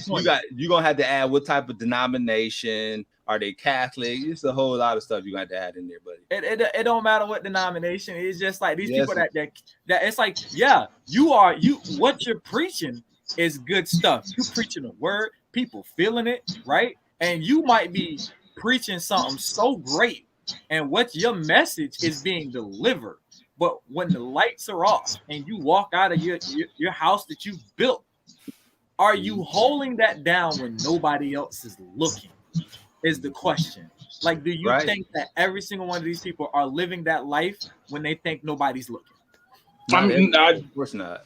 No, of course not, Jordan. Because like now the question is, it's not the question has changed from, like do they deserve all that money to now the question is, are they living like what they preaching? Now that's a question of the heart. Now that's a question of perfection, and now that turns into an answer of hypocrisy. Nobody's perfect, man. You can give me TD Jakes, whoever you think is the perfect one. Something's wrong with them, even if it's like, okay, maybe they just overeat a little bit, or maybe they have bad thoughts every now and again. That's not a flaw that is determined to your character. I got into an argument, like Kurt Franklin got into an argument with his son, and he cussed him out. I was like, I'm not gonna look at that and hold that against you as far as to say you're not living the life that you're preaching because you cuss your son out. No, you have. That's kind of what that sounds. What it kind of sounds like what you're saying as far as you got heated. You know what I'm saying? And you let some words fly. We're talking about the people. You have to give us your scale so we can use your scale. We talk about the people that are straight up just. It's like you're not living that life. It's like, I know, but if cursing is not part of your scale, I mean cursing don't count. Then what else don't count? Does murder count or lying count? You see what I'm saying? You preaching on Sunday, but you out cheating on your wife Monday. You know what I'm saying? You out doing drugs. It's like, bruh, that's not what you preaching in church. You preaching this, but like this not what you doing in real life. They preaching not the curse too. You can't preach to like people. You can't sit here and talk about temptation and then you turn around and you got a porn addiction. Like you can't talk about, you know what I'm saying, managing your faith and you out here with a gambling problem. It's just like, are you at that point? You're not living the life that you're saying. It's like you got people coming to watch your message, and you're benefiting and financially making gains off your message. But then when you walk out of the church, you're not living the life that you're saying. And you know what? That person themselves will have to answer to God. Just a little part of me is kind of like, yeah, I would want my pastor to be living right, but at the end of the day, we're all human. Nobody is a saint. And regardless of what he does when he walks out of the church, when we stand before God, we answer for only ourselves. So why are we so focused and concerned on what everybody else is doing when we should just really focus on ourselves and what we're doing if we're living right? Yeah, it's an excuse. A lot of people use that as an excuse to just do their own thing. That's what it seems like with no accountability, no account. Hey, the pastor is messing up. These people, these Christians is acting. But these, I'll just do my own thing. There's no reason for me to be accountable. But it's a difference between all right, I got caught up in I got caught up with some nonsense. Like I said, I got caught up with some nonsense versus, hey, you know what I'm saying? There's a pastor of the Lord preaching to you, but I just got hit with child molestation charges. But I'm preaching to you on Sunday, and I'm out here molesting children the rest of the week. Like, bruh, and it's like, and you profited and gained off of that. It's just like at that point, you're not being genuine to the life you living because you out here doing. And for the record, you're absolutely right. If they're preaching one thing and they're living and doing another way, that's not cool. That's not good. All of us agree with that. I agree with you 100%. That's what I'm saying. I think my base is like you have so many people out here living one life, but like not so many, but you have a percentage of them that are living one life, and it's like you're preaching one life, you're profiting off of one life, you're making business moves. You have a book talking about I talk to God, but yet you know what I'm saying, you smuggling drugs with the cartel. Like that's not consecutive to what your book. You're right. Hey, I wouldn't go to their church. So it's just like how did that? I wouldn't go to their church. And it's like you have these. I use these examples because I've looked it up and I've seen them. You got pastors that get caught money laundering. You got pastors that get caught. Can I ask you a question? What's up? What about the pastors that's not doing that? That's living. And to those men, if you are not doing that, if you are walking a line of a decent human being and you make a mistake, then that's okay. That's not something that's like, okay, he got into an argument with his wife or something happened. Like there's a levels to your mistake. So it's okay. It's okay for everybody to go to their church, right?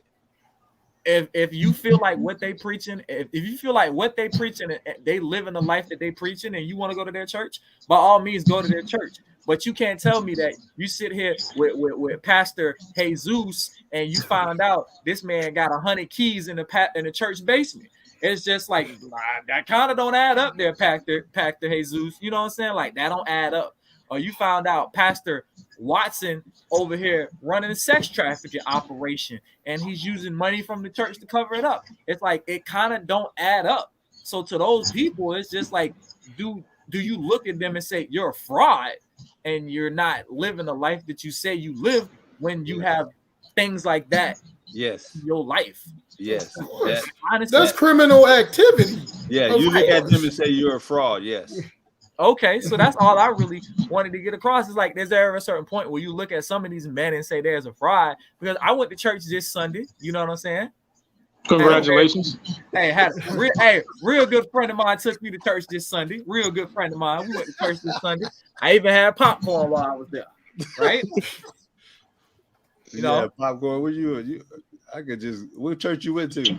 No, hey, don't worry about it. It's a secret. Just know I went to church. I was there. Right? Yeah, popcorn. That sounds like Bayside. That sound like you over there judging, Coach A.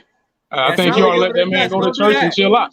I said, hey, let me go to church. That's great. That's good. I think that's good. So no, I went to church, and you know, some of the stuff they talked about in church was okay. I can get down with that. And like I said, my first time seeing, I guess I seen the second pastor because the first one was out of town, but what the message they kind of hit was kind of like having faith even through the shit.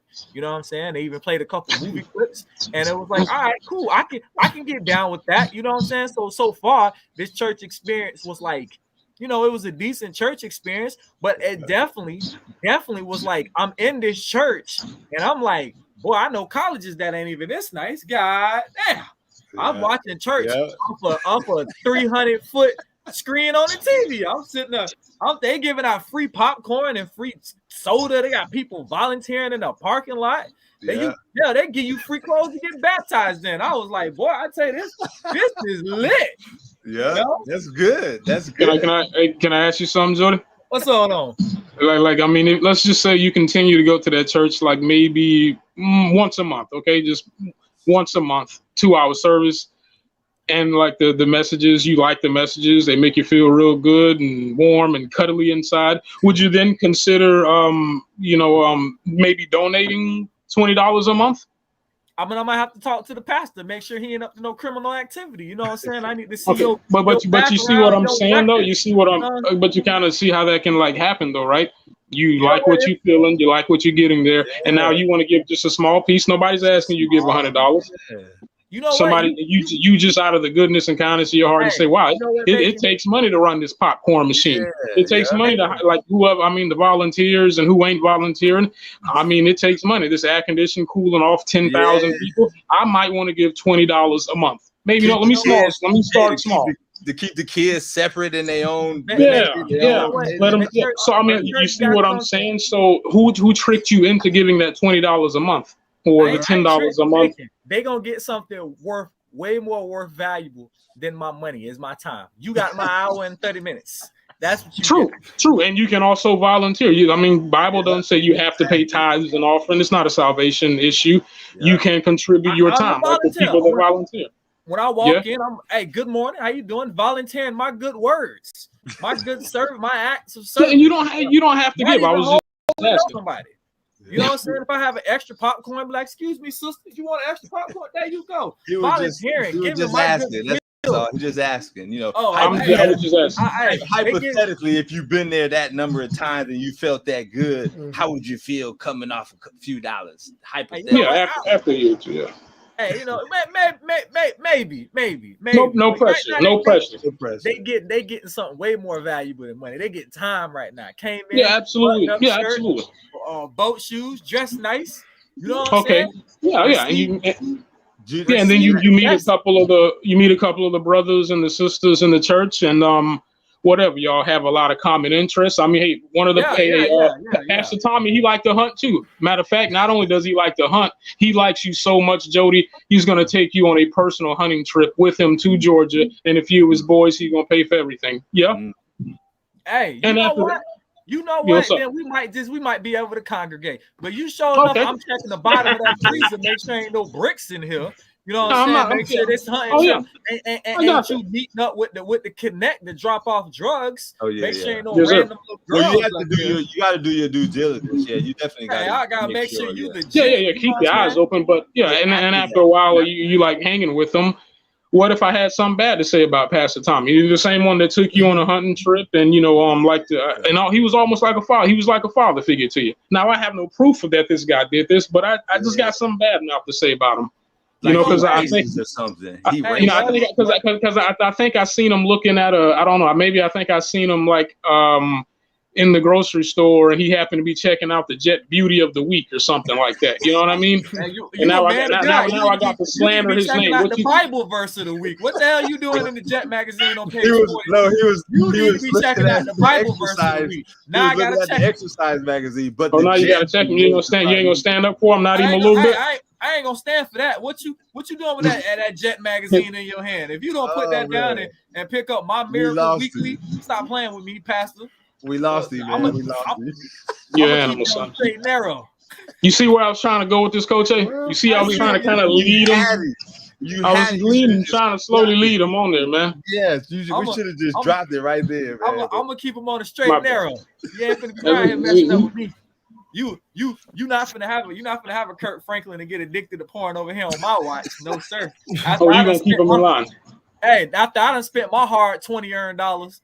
So you did put in, huh? If I done spent $20, you finna be walking picture of perfection. Yes. Okay. You gonna be his accountability partner then now, huh? Yeah. My money is accountability part to it right here. My $20 is on it. Hey, let me ask a question. And on a contingency, boy, don't play with me. Yeah. What's up, Let me ask you a question. What's up? And this is one from the chat.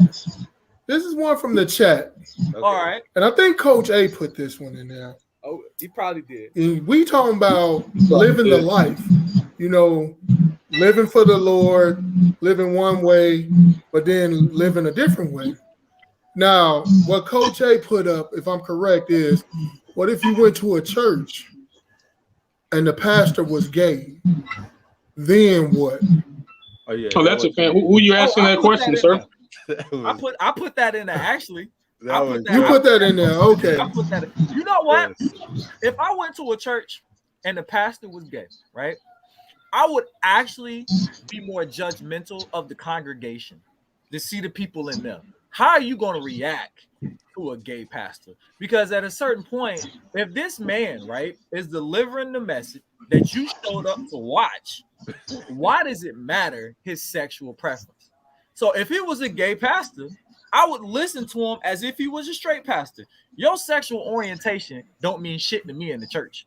I'm here, I'm at the church, but I'm going to watch the congregation.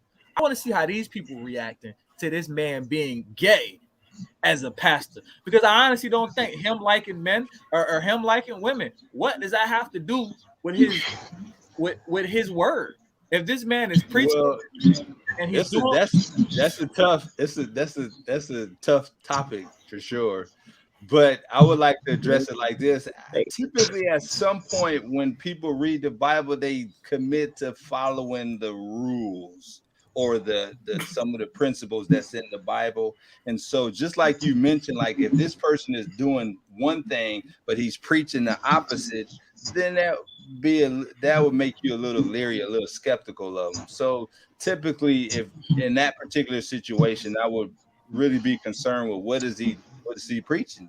If he preaching the whole Bible, or is he just preaching a portion of it, or stuff like that, because the Bible does have specific, principles that we should follow in order to have a successful and healthy life. And typically that's what we would like to see. All right, but like, would you say a gay pastor would be just as bad as you find out basically like, oh, this dude got a porn addiction and he been cheating on his wife? Like, would you No, put them in the same category? same category. But see, that's kind of rough though. Like, so because one is a sexual orientation, right? That's something that he may or may not can help. You know, we really have no proof whether people are actually born gay or not. I personally feel like, hey, if you feel like you were born gay, then I ain't gonna argue with you about the fact. I'm like, hey, you know what? Whatever. That's how you feel about yourself. That's how you feel about yourself. Or if you feel, hey, I was straight and then I turned gay at a certain point in my life, then hey, because it's you. I can't argue with you. How you got to where you got to is your road, and I'm not gonna argue with you with it, right? So if you Right. feel like you as a man, you born gay, but you was born gay and you had a calling for God and you preaching the word, then I'm gonna respect you for it. Because at the same time, you are going on an uphill battle. You know you're going on an uphill battle. You know what I'm saying? So it's just like you're putting yourself as a gay person in a place where you have been totally shunned and for the most part disrespected by a lot of these people. Now you're gonna preach that. So it's like it's kind of a contradiction in itself. It's like it'd be like a black person trying to speak at a KKK rally. You know what I'm saying? It's just like it's kind of a contradiction, but you going for it. And if you want to do that, then cool. But I wouldn't put him in the same boat as, you know what I'm saying, Pastor Pervert touching on little kids and smuggling cocaine. I wouldn't put him in the same boat because No, neither would I. Well, the only like reason Tully said, one's a criminal action. the only You can't reason go I to jail would for being gay. Pastor Touchy Touch going to jail. Jody, the And only hell. reason I will put him in the same boat is not because of my personal feelings. My personal feelings want to separate him and say this person is worse than this person, but because of my belief and what the Bible teaches, we're all in the same boat. If I Yeah, tell a but lie, I'm just as bad as the murderer or a thief. There's nobody perfect. There's no perfect person. Now, and I get you in just a second. Now, the difference is how are you dealing with your shortcomings?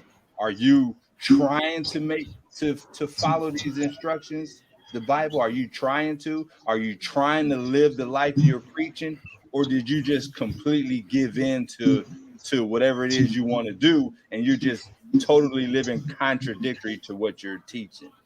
That's the difference. Some people actually struggle with certain things. They're trying to be better, they're trying to do better, but they're just struggling back and forth, and that's a work in progress. Then you have those people who don't care at all. They feel like what they're doing is right. They can do whatever they want to do, and this is what they're going to do.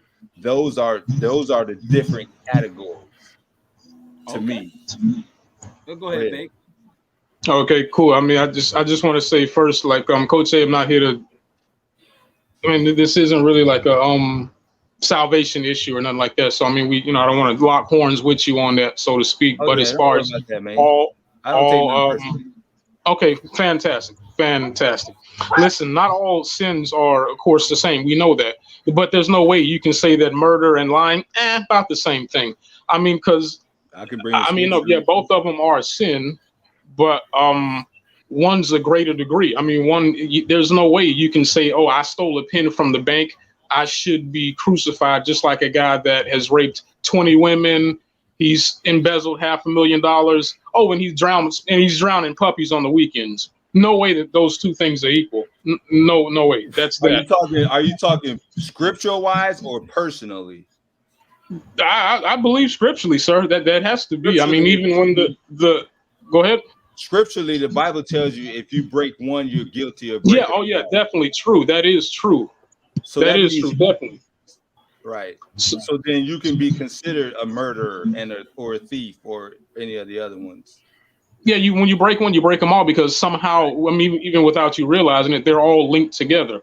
In order to lie, you can steal, and then to steal to lie, and then to lie is to defraud a person, and that same defrauding a person is, murdering a person's, assassinating a person's character. So they're all the one same link of the chain. I got that, but there's no way, if I were to put to you, Coach A, just real quick, I don't want to talk all the time away, but just to focus on how they're all not the same. Let's just say you were home, right? You were home, Your wife and your kids were upstairs, right? And somebody breaks into your house. Now, let's just say that this criminal, he was honest. Okay, he says, listen, he's got a gun pointed at you. He says, listen, is there anybody upstairs? You look at that guy and you say no. He shoots you and he walks out the door. Now, you just lied to the guy, but that lie saved him from murdering your wife and kids. Now, the murder was the greater crime had he done that, but are you kind of seeing what I'm saying? I mean, this illustration may not make sense, but if anybody out there is understanding what I'm saying, I understand exactly what you're saying. I understand what you're saying, but that's speaking from a natural standpoint. Spiritually, it's like this. When you see this book from this aspect, you see all these different pages, right? So that means this is all the different sins. Did you just get an illustration? Did you just get an illustration from me when I was while I was talking? Okay, Coach A, go ahead, man. So you see all these different. That's how we judge as humans naturally. This is God. Since God is so high, He judges like this. He don't see all the different, as bad as they are. He doesn't see all the different sins. All He sees is sin. Period. In fact, since we on that, He sees sin. But once you accept His Son, guess what? He no longer sees sin at all. Once you accept Christ, He no longer sees sin at all. Now you've been covered. This is what it means to be covered in the blood. So the book can be this way or this way, but guess what? You can't tell. God can't tell because He don't see nothing. All He sees is that you accepted His Son. That's good. Okay, and also to get back to Jody's point as far as like the gay pastor, yeah. And again, I don't want to take up too much time with that, so I'll just keep it short. It would depend for me. What's that? No, I was just telling you, good. You're doing good, man. Okay, yeah. As far as like the gay pastor, I mean that's beautiful that you brought that up just to see, and then you said, I would like to see what the congregation would think. That's really smart because now you get to see how us, us church people would think, judge the guy that's bringing this great word to us. For me, as far as like if the pastor was gay, I would need to know, is he practicing? Because you could be, everybody in church is an ex something, and some of them still are practicing whatever, whether it's alcoholism, gambling, gossiping, whatever it is. Everybody's an ex something. Now, if that pastor was gay and he no longer practices the sexual thing, I'm fine with that, man. He can wear pink suits and all of that. I'm cool with it. But if he's still practicing that, I'm not color on a gay man. Why a gay man can't rock a black tux? That's a good point. I love it. Well, whatever color he wants to wear. Okay, what color suit you got in your closet, Jody? He can wear that. How that sound? Okay, he can wear that. A dark gray, black. All right, cool. He can get one of them too. But yeah, like I said, as long as he's not practicing it, I'm fine with it, bro. He can whatever talk and twist and turn and shout hallelujah all day. He bringing truth and facts. I'm cool with it. Listen, I agree with you 200%. I'm with you. This conversation is so good. I talked to Brandon, and just for you, Coach A, just for you, we're gonna talk about it Saturday. We're gonna talk about it Saturday. I told Brandon I ain't gonna let him have everything. So listen, Bacon, if you want to come back Saturday to have a conversation and finish this conversation, and Miss Amanda, I don't know, you got T-ball this weekend, right? Yeah, my one got T-ball on Saturday. Okay, that's all right. But I definitely would love for Bacon to be on here on Saturday. All right, and Bacon, if you want to come talk to us on Saturday and finish this conversation, then I'd love for you to come back to finish this conversation. Coach A, we're gonna finish this conversation on Saturday. But you know what? Y'all made some good points. Miss Amanda, I know you got to go, so I'm gonna let you go. I appreciate you coming on. I appreciate you speaking your piece. You're awesome. Thank you for having me. No problem. I'll see you back in the comments. And we're gonna hit our last question of the night so everybody can get ready to go to bed. So and Cuzzo, you can come on here and come back. Let me know we know you back. And while y'all got y'all on, you know what I'm saying? This is a question, right? For y'all fellas. You know what I'm saying? And as soon as my cousin get back on, he can join too. But I have a question, and it seems to be a reoccurring thing. Oh, there you go, Cuzzo. Wolf pack with the 6-pack. What's happening? Cuzzo. It wasn't that hot, Cuzzo. You could have stuck around. It didn't get that hot. Now he had to. Oh, you got check your mic. Mic check 1 2 1 2. 1 2 1 2. Oh, let's get his mic check. But listen, as every man on here except me is a father, right? Fathers. I'm talking about Telly and Coach A out here. Well, Telly, how many you got? 4? 4, yeah. You got 4. Coach A, you got 5? Yeah, and 1 on the way. You got 6. Coach A got a basketball team. Bacon over here with the lone 1. My cousin got 3. You know what I'm saying? So we got plenty of kids on here. Why do you think fathers are some of the most disrespected people on this earth? Because I watch it, I hear it, I hear people talk about it all the time. Why are fathers so discredited? Why do y'all not get the credit that y'all feel like y'all deserve? Because this is where this question stems from. It stems from a post that I seen one time, right? I seen the chick says, if you put a single father in a single mother's position, I bet he folds, because no father can do what a mother can do. And I wanted to, I had so much to say. That's vice versa, you know.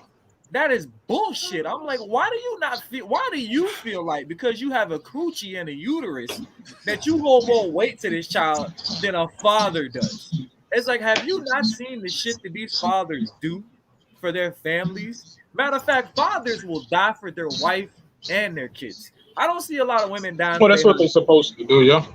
Right? So it's just like, I seen that post and it bothered me so much because I know so many great fathers. My father is a great father. My dad has been there since day fucking 1 for me. He really has. Right? So it's just like, your mic working? Yeah, I mean, yeah, I hear you. Right? Loud and clear. Loud and clear. So my father has been there since day 1. Right? I've never had a moment in my life without my father. Right? My father has had me, and when he met my mom, she had 3 girls. Okay, and he took those 3 girls, and they also call him dad. So my dad took a woman with 3 kids and had another one. Right? He got a total of 5 of us because he had my brother from his first marriage. So my dad took care of 5 kids at one point without a fucking question asked. Just what the hell he did. And I thought about Telly, right? And I was like, bruh, I listened to Telly tell me how he went to war with his baby mama for not wanting to give him his son. Like, you gonna give me this one, it's mine. And I've seen the shit that my boy Bacon has been through with his baby mama from time to time. I've seen the shit that my cousin has went through.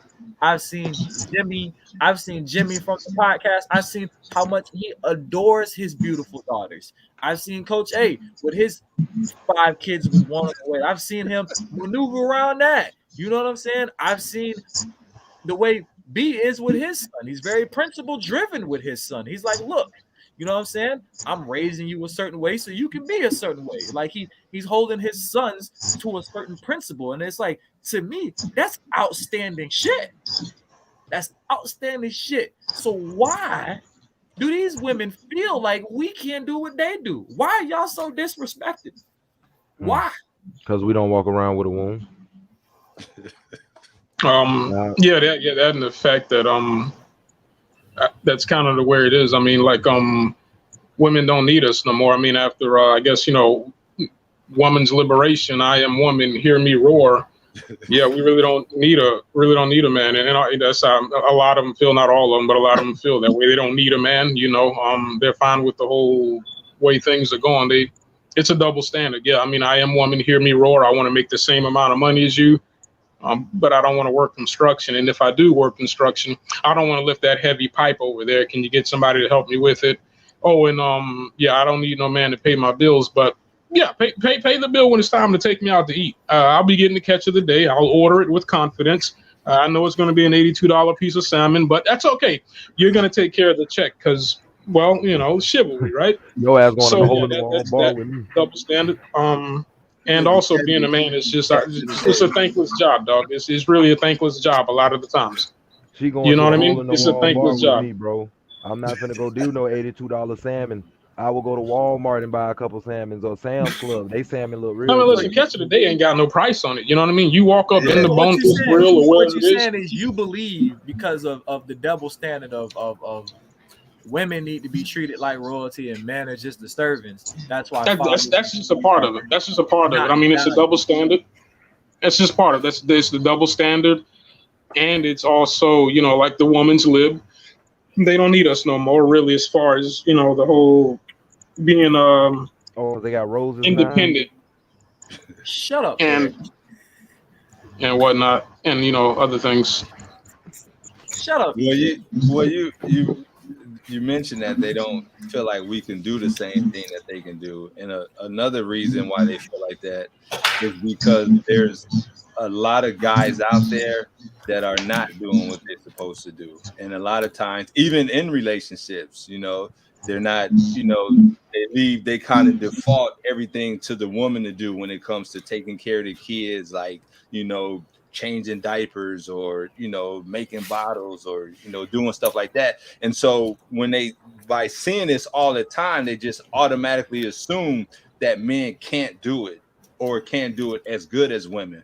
But they don't realize that we men, just think about that, we men, we make it happen. Sometimes a man is so smart that he can get somebody else to take care of the responsibility. That's just as smart. That's just as smart. They teach you in business, if you don't know how to do something, find somebody that can do that well, and then get it taken care of. But So like, some, but do you think, right, that like oh, women, do you think, and this is my personal view on this, I feel like women feel like men can't do what they do is because of the niggas that you pick. You pick the ain't shit nigga that can't help you take care of this baby. So now because you keep picking these dudes, it's like you have this mindset that men can't do it. Because well, it's it's like not just who they pick, it's what they see as well. Because, you know, sometimes they know they pick birds of somebody a that feather ain't. flock together. You pick the ain't shit nigga, your friends pick ain't shit niggas. Because Yeah, I yeah, don't but really yeah. but the understand. the biggest thing with all that ain't picking the ain't shit nigga is just like they'll tell us when we pick the ain't shit woman, the woman we know that everybody feel like is a thought or whatever they want to call them. It's like what what do you want us to do? Because they voice everything, and you could give these women everything that they voice about, and still go pick the wrong nigga. They just picked the And got wrong the nigga dude. and got the man right there in front of their face. This But man like, does everything. Like, bro, I've been in situations where I I have helped somebody, like when Sam was a baby, you know what I'm saying? Um, his mom was staying here, and there'd be situations where I get off of work and I would kick it with Sam when he was, 4 or 5 months old, so his mom could get some sleep because she had to get up and go to, go handle her business the next morning. And I ain't gotta go to work till 4 o'clock. You know what I'm saying? I'm working from 4 to 11, 4 to 12. So I'm not gonna go to bed anytime soon, or I'm off the next day. So it's just like I take Sam and I'd be perfectly fine with him. He start fussing. It's either two things: you ready to go to bed, you need a clean butt, or you want a bottle. I don't understand like how hard it is to have a baby. Like it's like, what? but until it's your own, then you will understand. But Like I was there. I used to be one of them type of people. Like, oh man, it ain't hard to take care of a kid, but the thing is, I got to get this kid back. I don't know, this kid don't come home with me compared to my other two that I got right now. So But sometimes like so it's a he bigger difference now. he was there every night. She was Right. living with us. But it No, was no, like, I understand that, but you're not the father. Like, if she goes somewhere else and moves somewhere else completely different, he's going with her. It's not going to be like, hey, Mike, can he stay over here for like 5 years? Can he I stay mean, over here for like 10 years? if she would have fucking asked, I would have said yeah. Like I Yeah, don't care. That's my but point. that's what I'm just saying. Not to say you're wrong about the kid. You know But what I I'm saying? understand Just there's certain path. But at the end of the day, women act like men can't do the simple tasks. It's just like you pick the wrong guy. If this is your child, why do you have an issue changing a diaper? Why do you have an issue feeding the baby? Why do you have an issue taking care of your child? Like I don't understand why women pick these dudes that are lazy. I feel like you're just picking bad. What's up, I don't. No, I didn't want to like comment on like the while women that are picking dudes lazy. Not just yet. I wanted to, I guess, finish taking care of what you said as far as a woman. They say they don't need a man. There's been like thousands upon thousands of kids, men, like boys and girls, that have been raised without a father, whether the daddy was dead or in jail. So now that they see, okay, I can get a baby and I can raise it all the way up until 18, apparently a man isn't needed. Now, of course, that child that was raised up until 18 ain't a man or whatever. It's not. It won't be whole without, you know, the influence of a guy. Because, I mean, yeah, sure, certain things we as men can't do that women can do, but it's things that women can do that a man can't do. You know what I mean? A woman can't teach her boy how to be a man. You know, she can't teach him how to. I'm going to say this, not 18. I'm going to say when the kid get around 13. 12, okay, 12, 13, whatever. But you know what I mean, though, when you get around 12, 13, that's when you need a man in your life. Oh yeah, absolutely. It teaches you responsibility. It takes a man to raise. But they feel, but Lil Boo said, Steve Harvey and all these people that motherfucking made they ass sit there and believe they can do this shit by themselves. I just had this conversation on Facebook today. You know what I'm saying? We going back and forth about women on the track. It's like 3 women lined up on the track, 3 other men on the other lane. The men don't got nothing in front of them except business suits on, but the women got the laundry, the cooking, the taking care of the house. But women really feel like we can't do what they do because, like I say, we can't bear a child. We cannot do that. The only thing male on this you earth just picked the wrong guy. The only thing on this earth that can bear a child. Oh no, let him talk, Jody. Let him talk. The only thing that can bear a child on this earth that's a male is a freaking seahorse. Okay, that's the only thing that can do that. I'm not repeating that. Nobody's arguing with that. So, but the thing is, it's like, why do we have to sit here and go back and forth? Okay, gender role bullshit is not a gender role. Bacon got to get up and take a shower and get his clothes ready. Cuzzo, you got to get up and take a shower, get your clothes ready. Coach A probably, his wife may help him, may not, but he still himself got to get up and go get in the shower himself. It's not his wife don't care. Telly has to get up and go do the same thing as the rest of us. But how are you going to sit here and tell me I can't do that when most of these women, I can sit there and tell them right now, we could call my ex-wife on the phone and I'll be like, hey, who cleaned up in the house?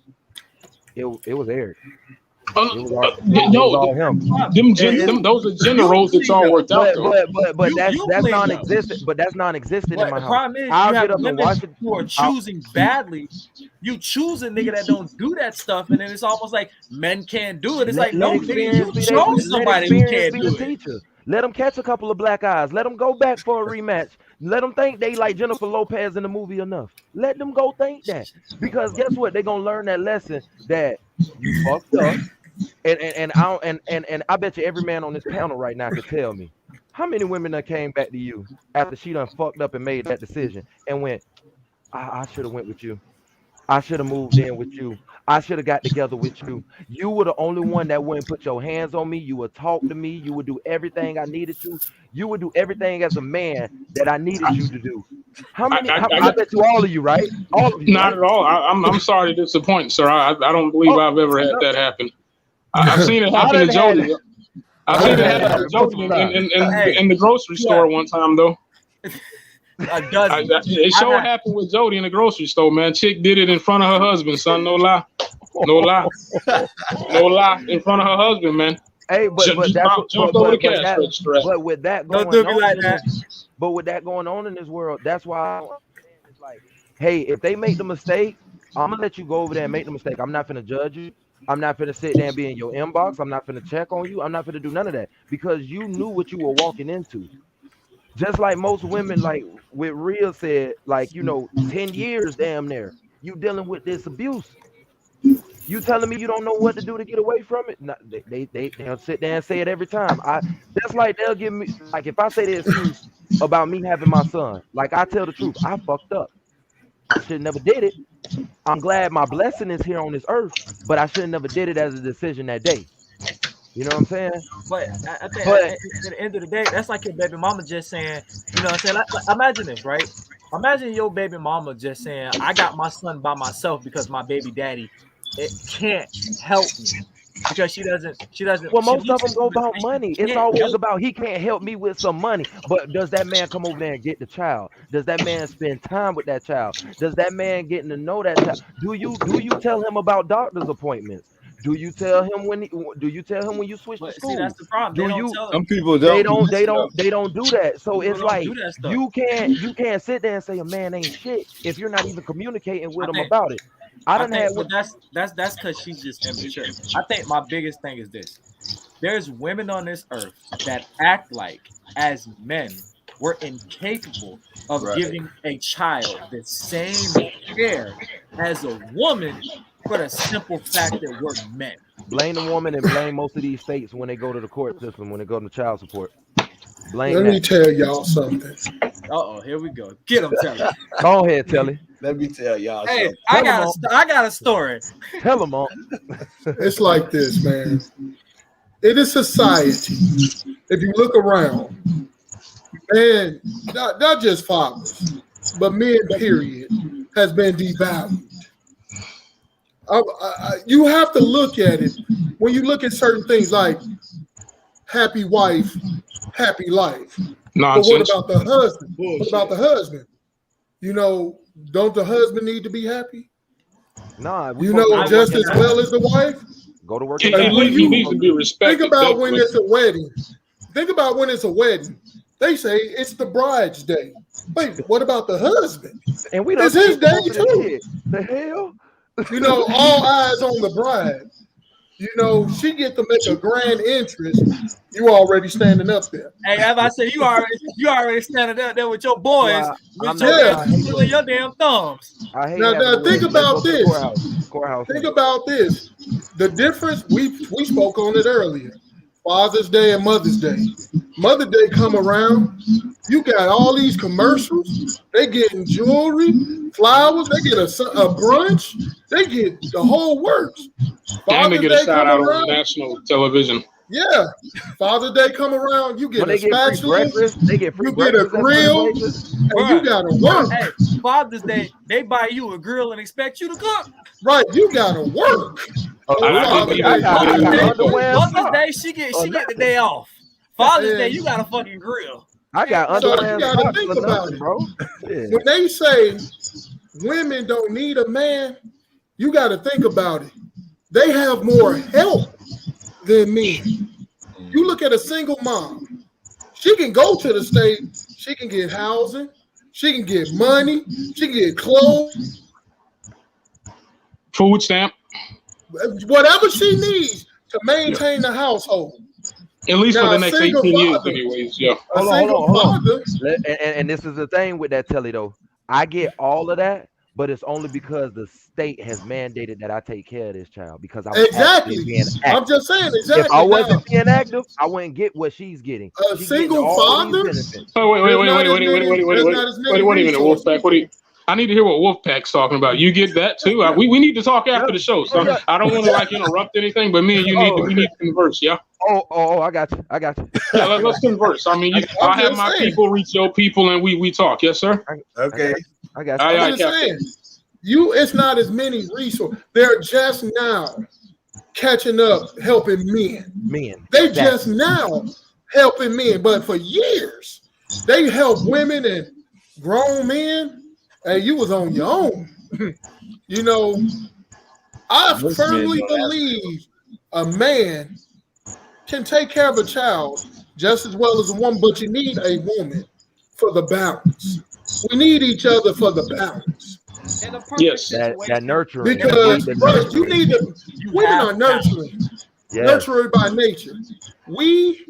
Some men can be nurturing, but we do it in a different way.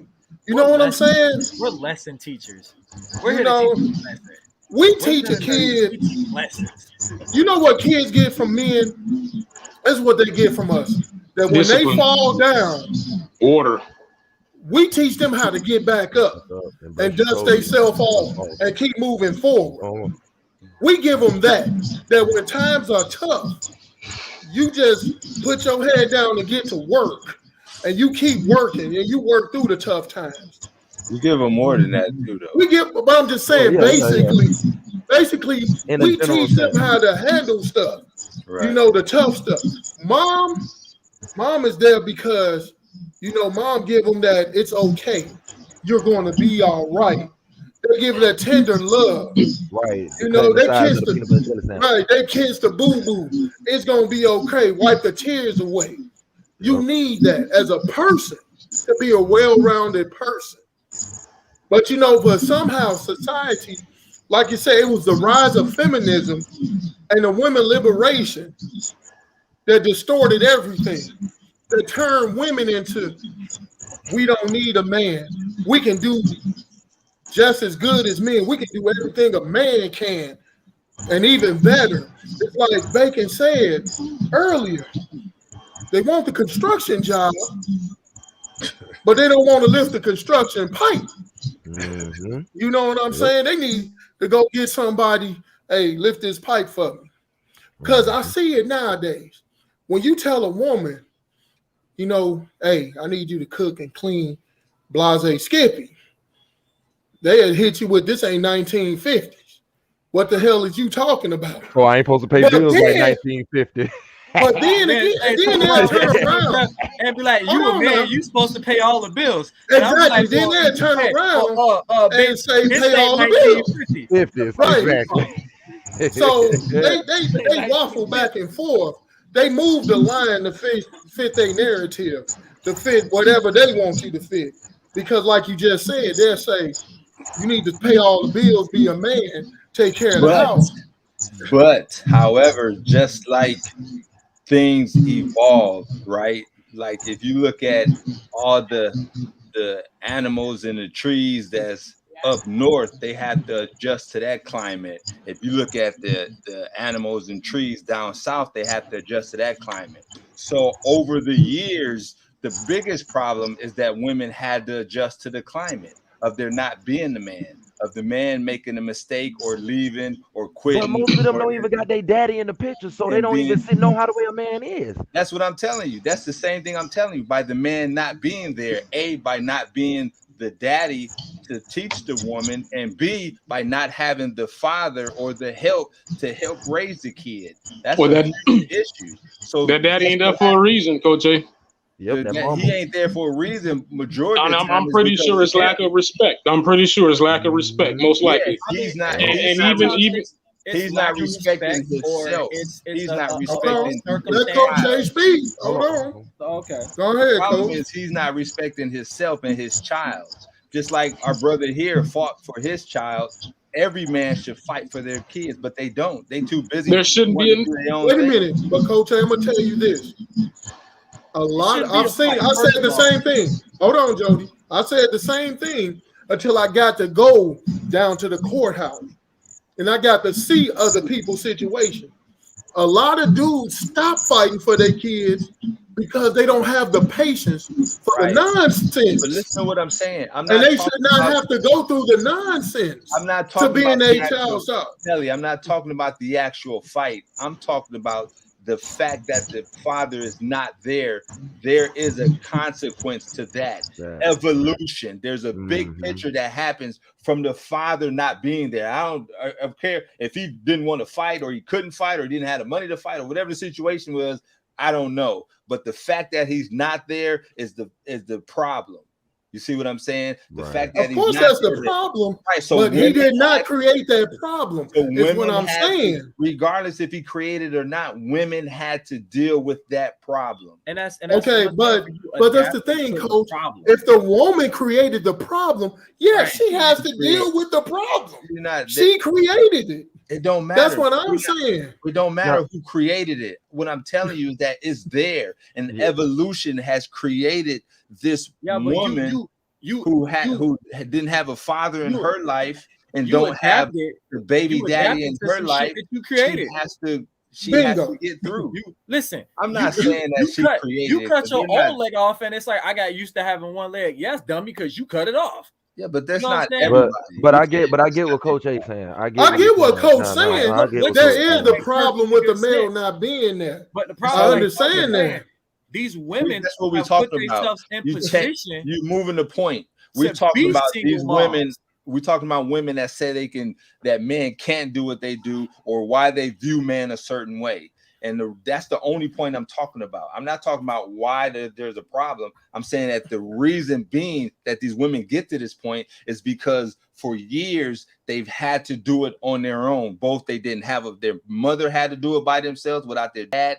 They got pregnant at a young age, and now they're doing it by themselves. So they go through all this situation. They seeing all this situation, realizing these kids is coming up, and some of them are doing well, some of them are progressing, and they thinking, you know what? I've done this all by myself. I don't need a man. And they're teaching their daughters the same thing. Hey, mama done it. I done it. You can do it without him. Don't worry about that. I got your back. And that's how it evolves. But what we're saying is, you can't sit up here and claim I did it all on my own if you created the situation. You had a person there that would help you. You had that person there that would help you so you wouldn't have to go through this by yourself, but you drove that person away with your nonsense.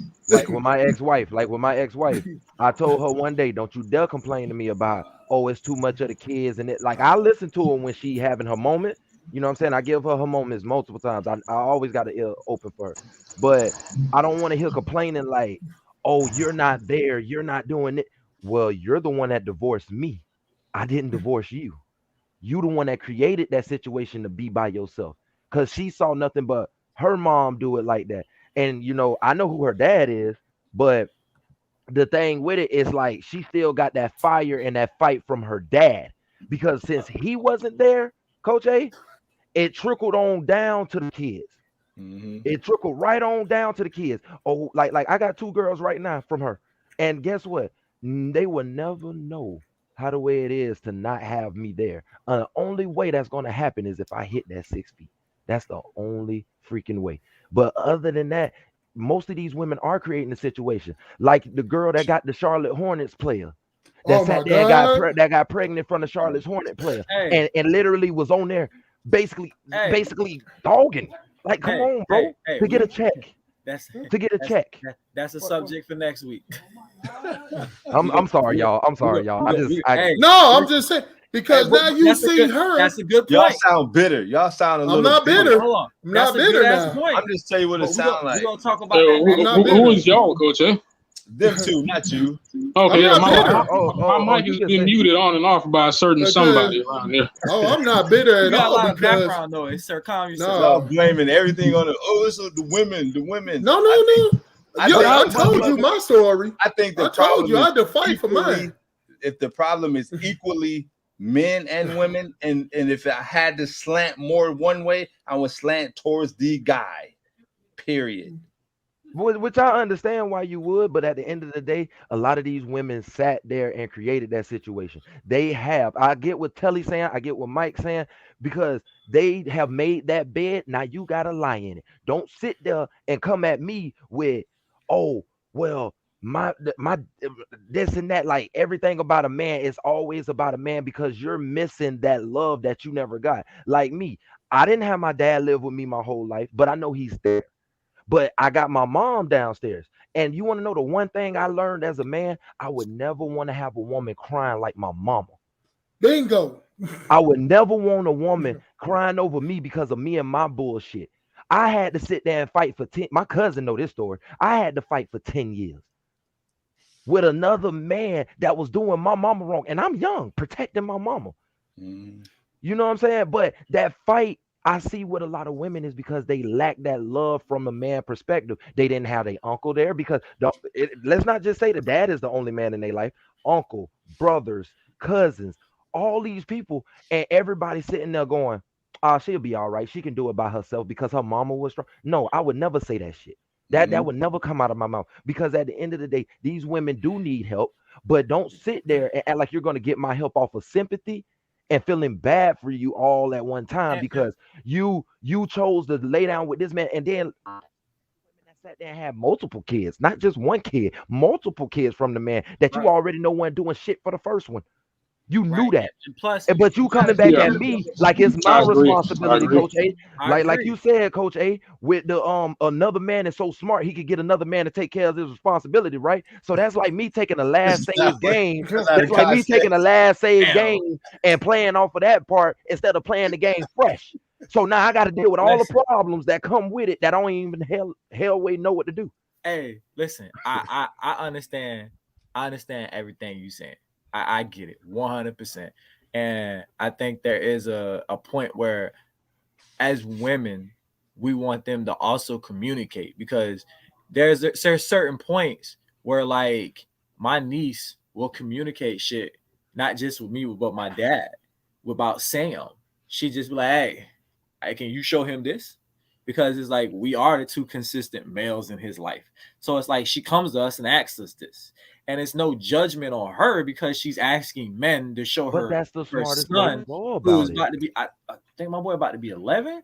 She's like, hey, he's doing man stuff. Like, talk to him about it. You know what I'm saying? So I think that's the thing. But it's late. We gotta go ahead and go. I Right. know people got to get on up for work But, tomorrow. I got to deal with kids and Instacart. Right, so it's I'll late. be up. Hey, I appreciate Coach A and Mr. Bacon coming through and chatting with Hey us. Bacon, we got to chill when I come down there to you know what I'm saying, come down there to Bradenton, man. Yeah, I'll you slide just on down there. yeah, you let Mr. Hendricks know what's happening, and Yeah, we can all link up and chill somewhere. We even invite Coach A for some good words. Oh, I thought Coach A was in a whole nother state, but okay. Hold on, we gotta invite him now, because if we don't, he gonna be out of commission for at least 3 months. 3 months. I ain't gonna be out of commission that long. Jeez.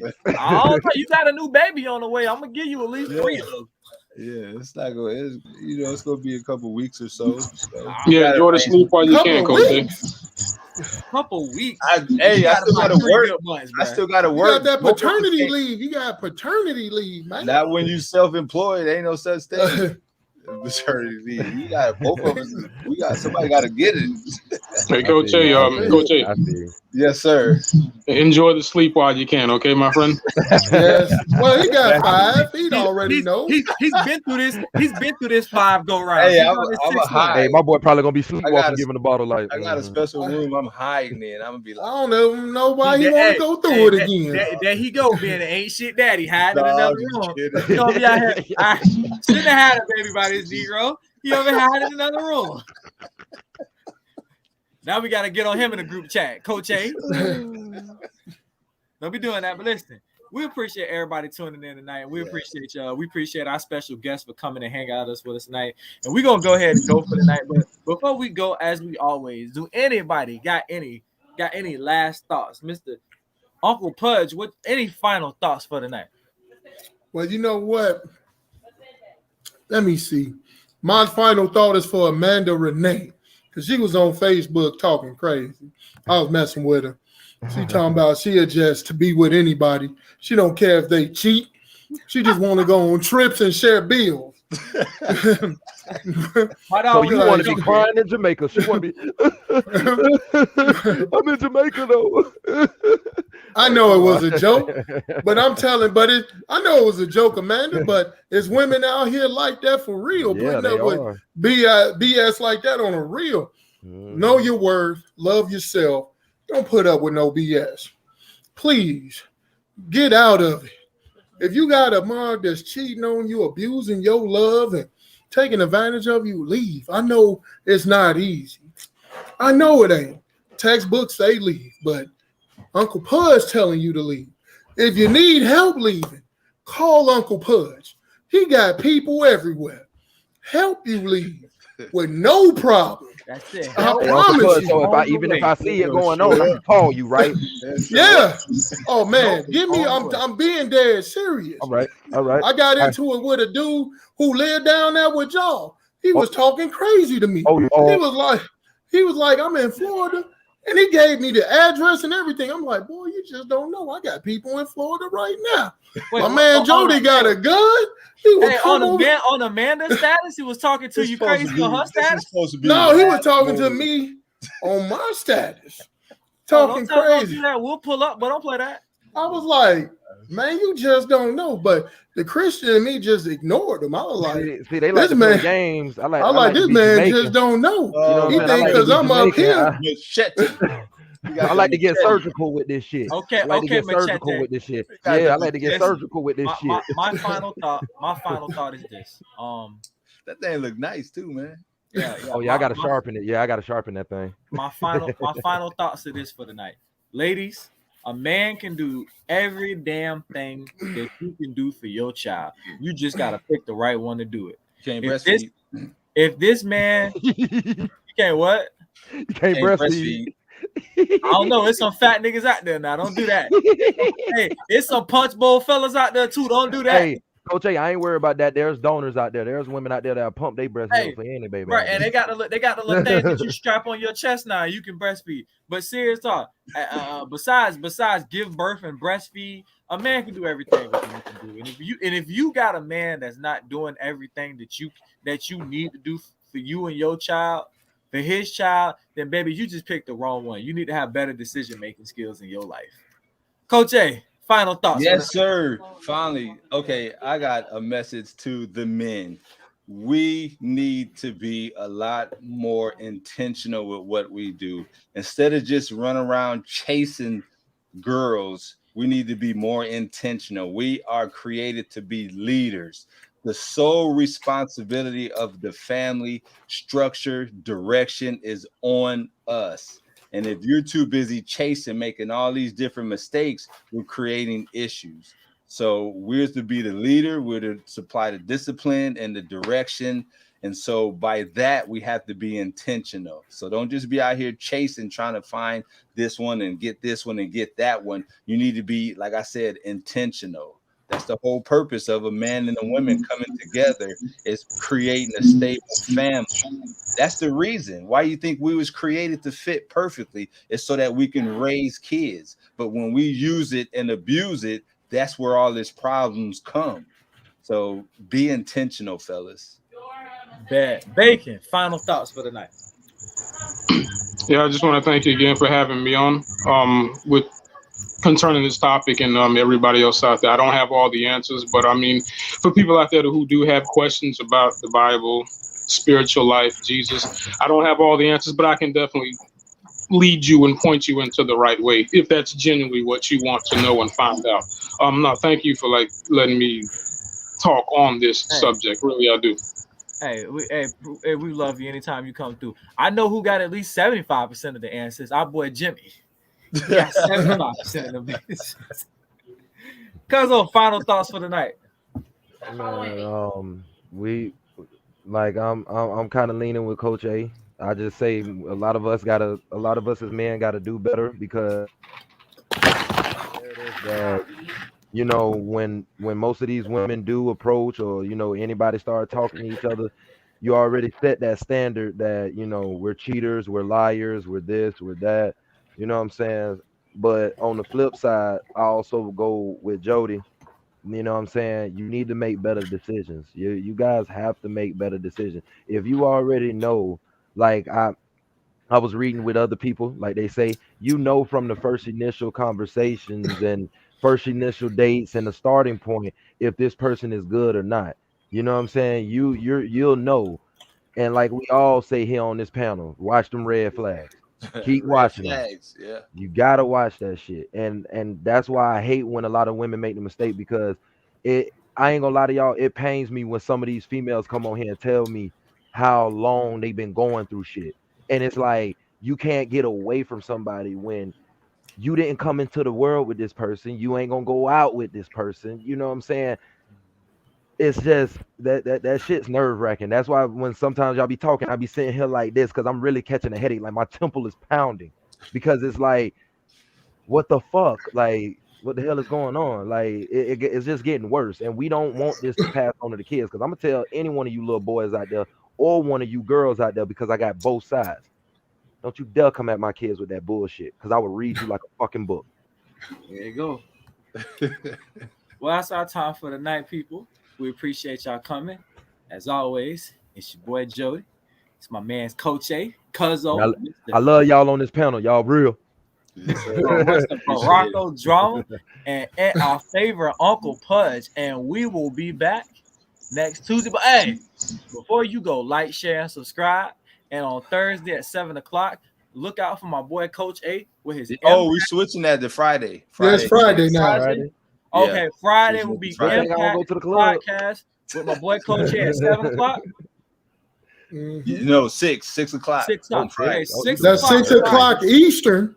6 6 o'clock o'clock Eastern. Eastern you time. kind of early. But hold on, man. But listen, also I got a radio station. Y'all ain't tuned in yet, right? www.4mpact.com. It's the internet station. All the inspirational hits and positive hip hop. Check it out. It's dope. I only deal with dope music. I'm telling you. So if Oh, you're you in gonna the have to hip send me hop, that link. Yeah, Check- you you gonna can have to send me listen. that. You Radio can listen station. to it with your grandma, with your kids. You ain't got to worry about none of that. It's banging. It's good. I'm telling you, pop it in. That's it. So check out Coach We- J's Impact Podcast. You got some Adele on there? No. I think I You got got Jill, it. you got some Jill Scott? No. See that boy? Oh, And she it's did that banging. microphone. Hey, she did that microphone thing. He can't have that on her. Knock it off. Catch out. Okay, so catch up Impact Podcast on Friday at 6 o'clock. And Friday catch at out 6. Family Talk. Let's discuss it. We'll pick up this church conversation Saturday. on We'll pick up this church And conversation. I had some points on that Saturday one too, bro. at I had 9 some o'clock. points. Okay, tune in Saturday. And You should have stayed. final man. round. You should have stayed, cuzzo. He kicked Final me out. round He kicked boxing. me out. That wasn't me. Yes. Final round boxing. What Sunday. Sunday at 8. No. Sunday at 10 a.m. Okay, Sunday at 10 a.m. We doing final round Eastern. boxing. Eastern, 10 a.m. Eastern. So tune in for all the great podcasts. Hey, we love y'all, and we will holler at Don't y'all. forget to like, subscribe, and share. And hit my Twitch. And hit Stop his playing. Twitch. Hit my Twitch. Hey, Y'all playing. if I'm over you here supporting need y'all. any All I need is a appliances- like. If you need any appliances fixed, holla at my boy Bacon right here. He is the man that'll Okay. get your appliances fixed. Hey, y'all have a good rest of the week. Peace. Thanks, fellas.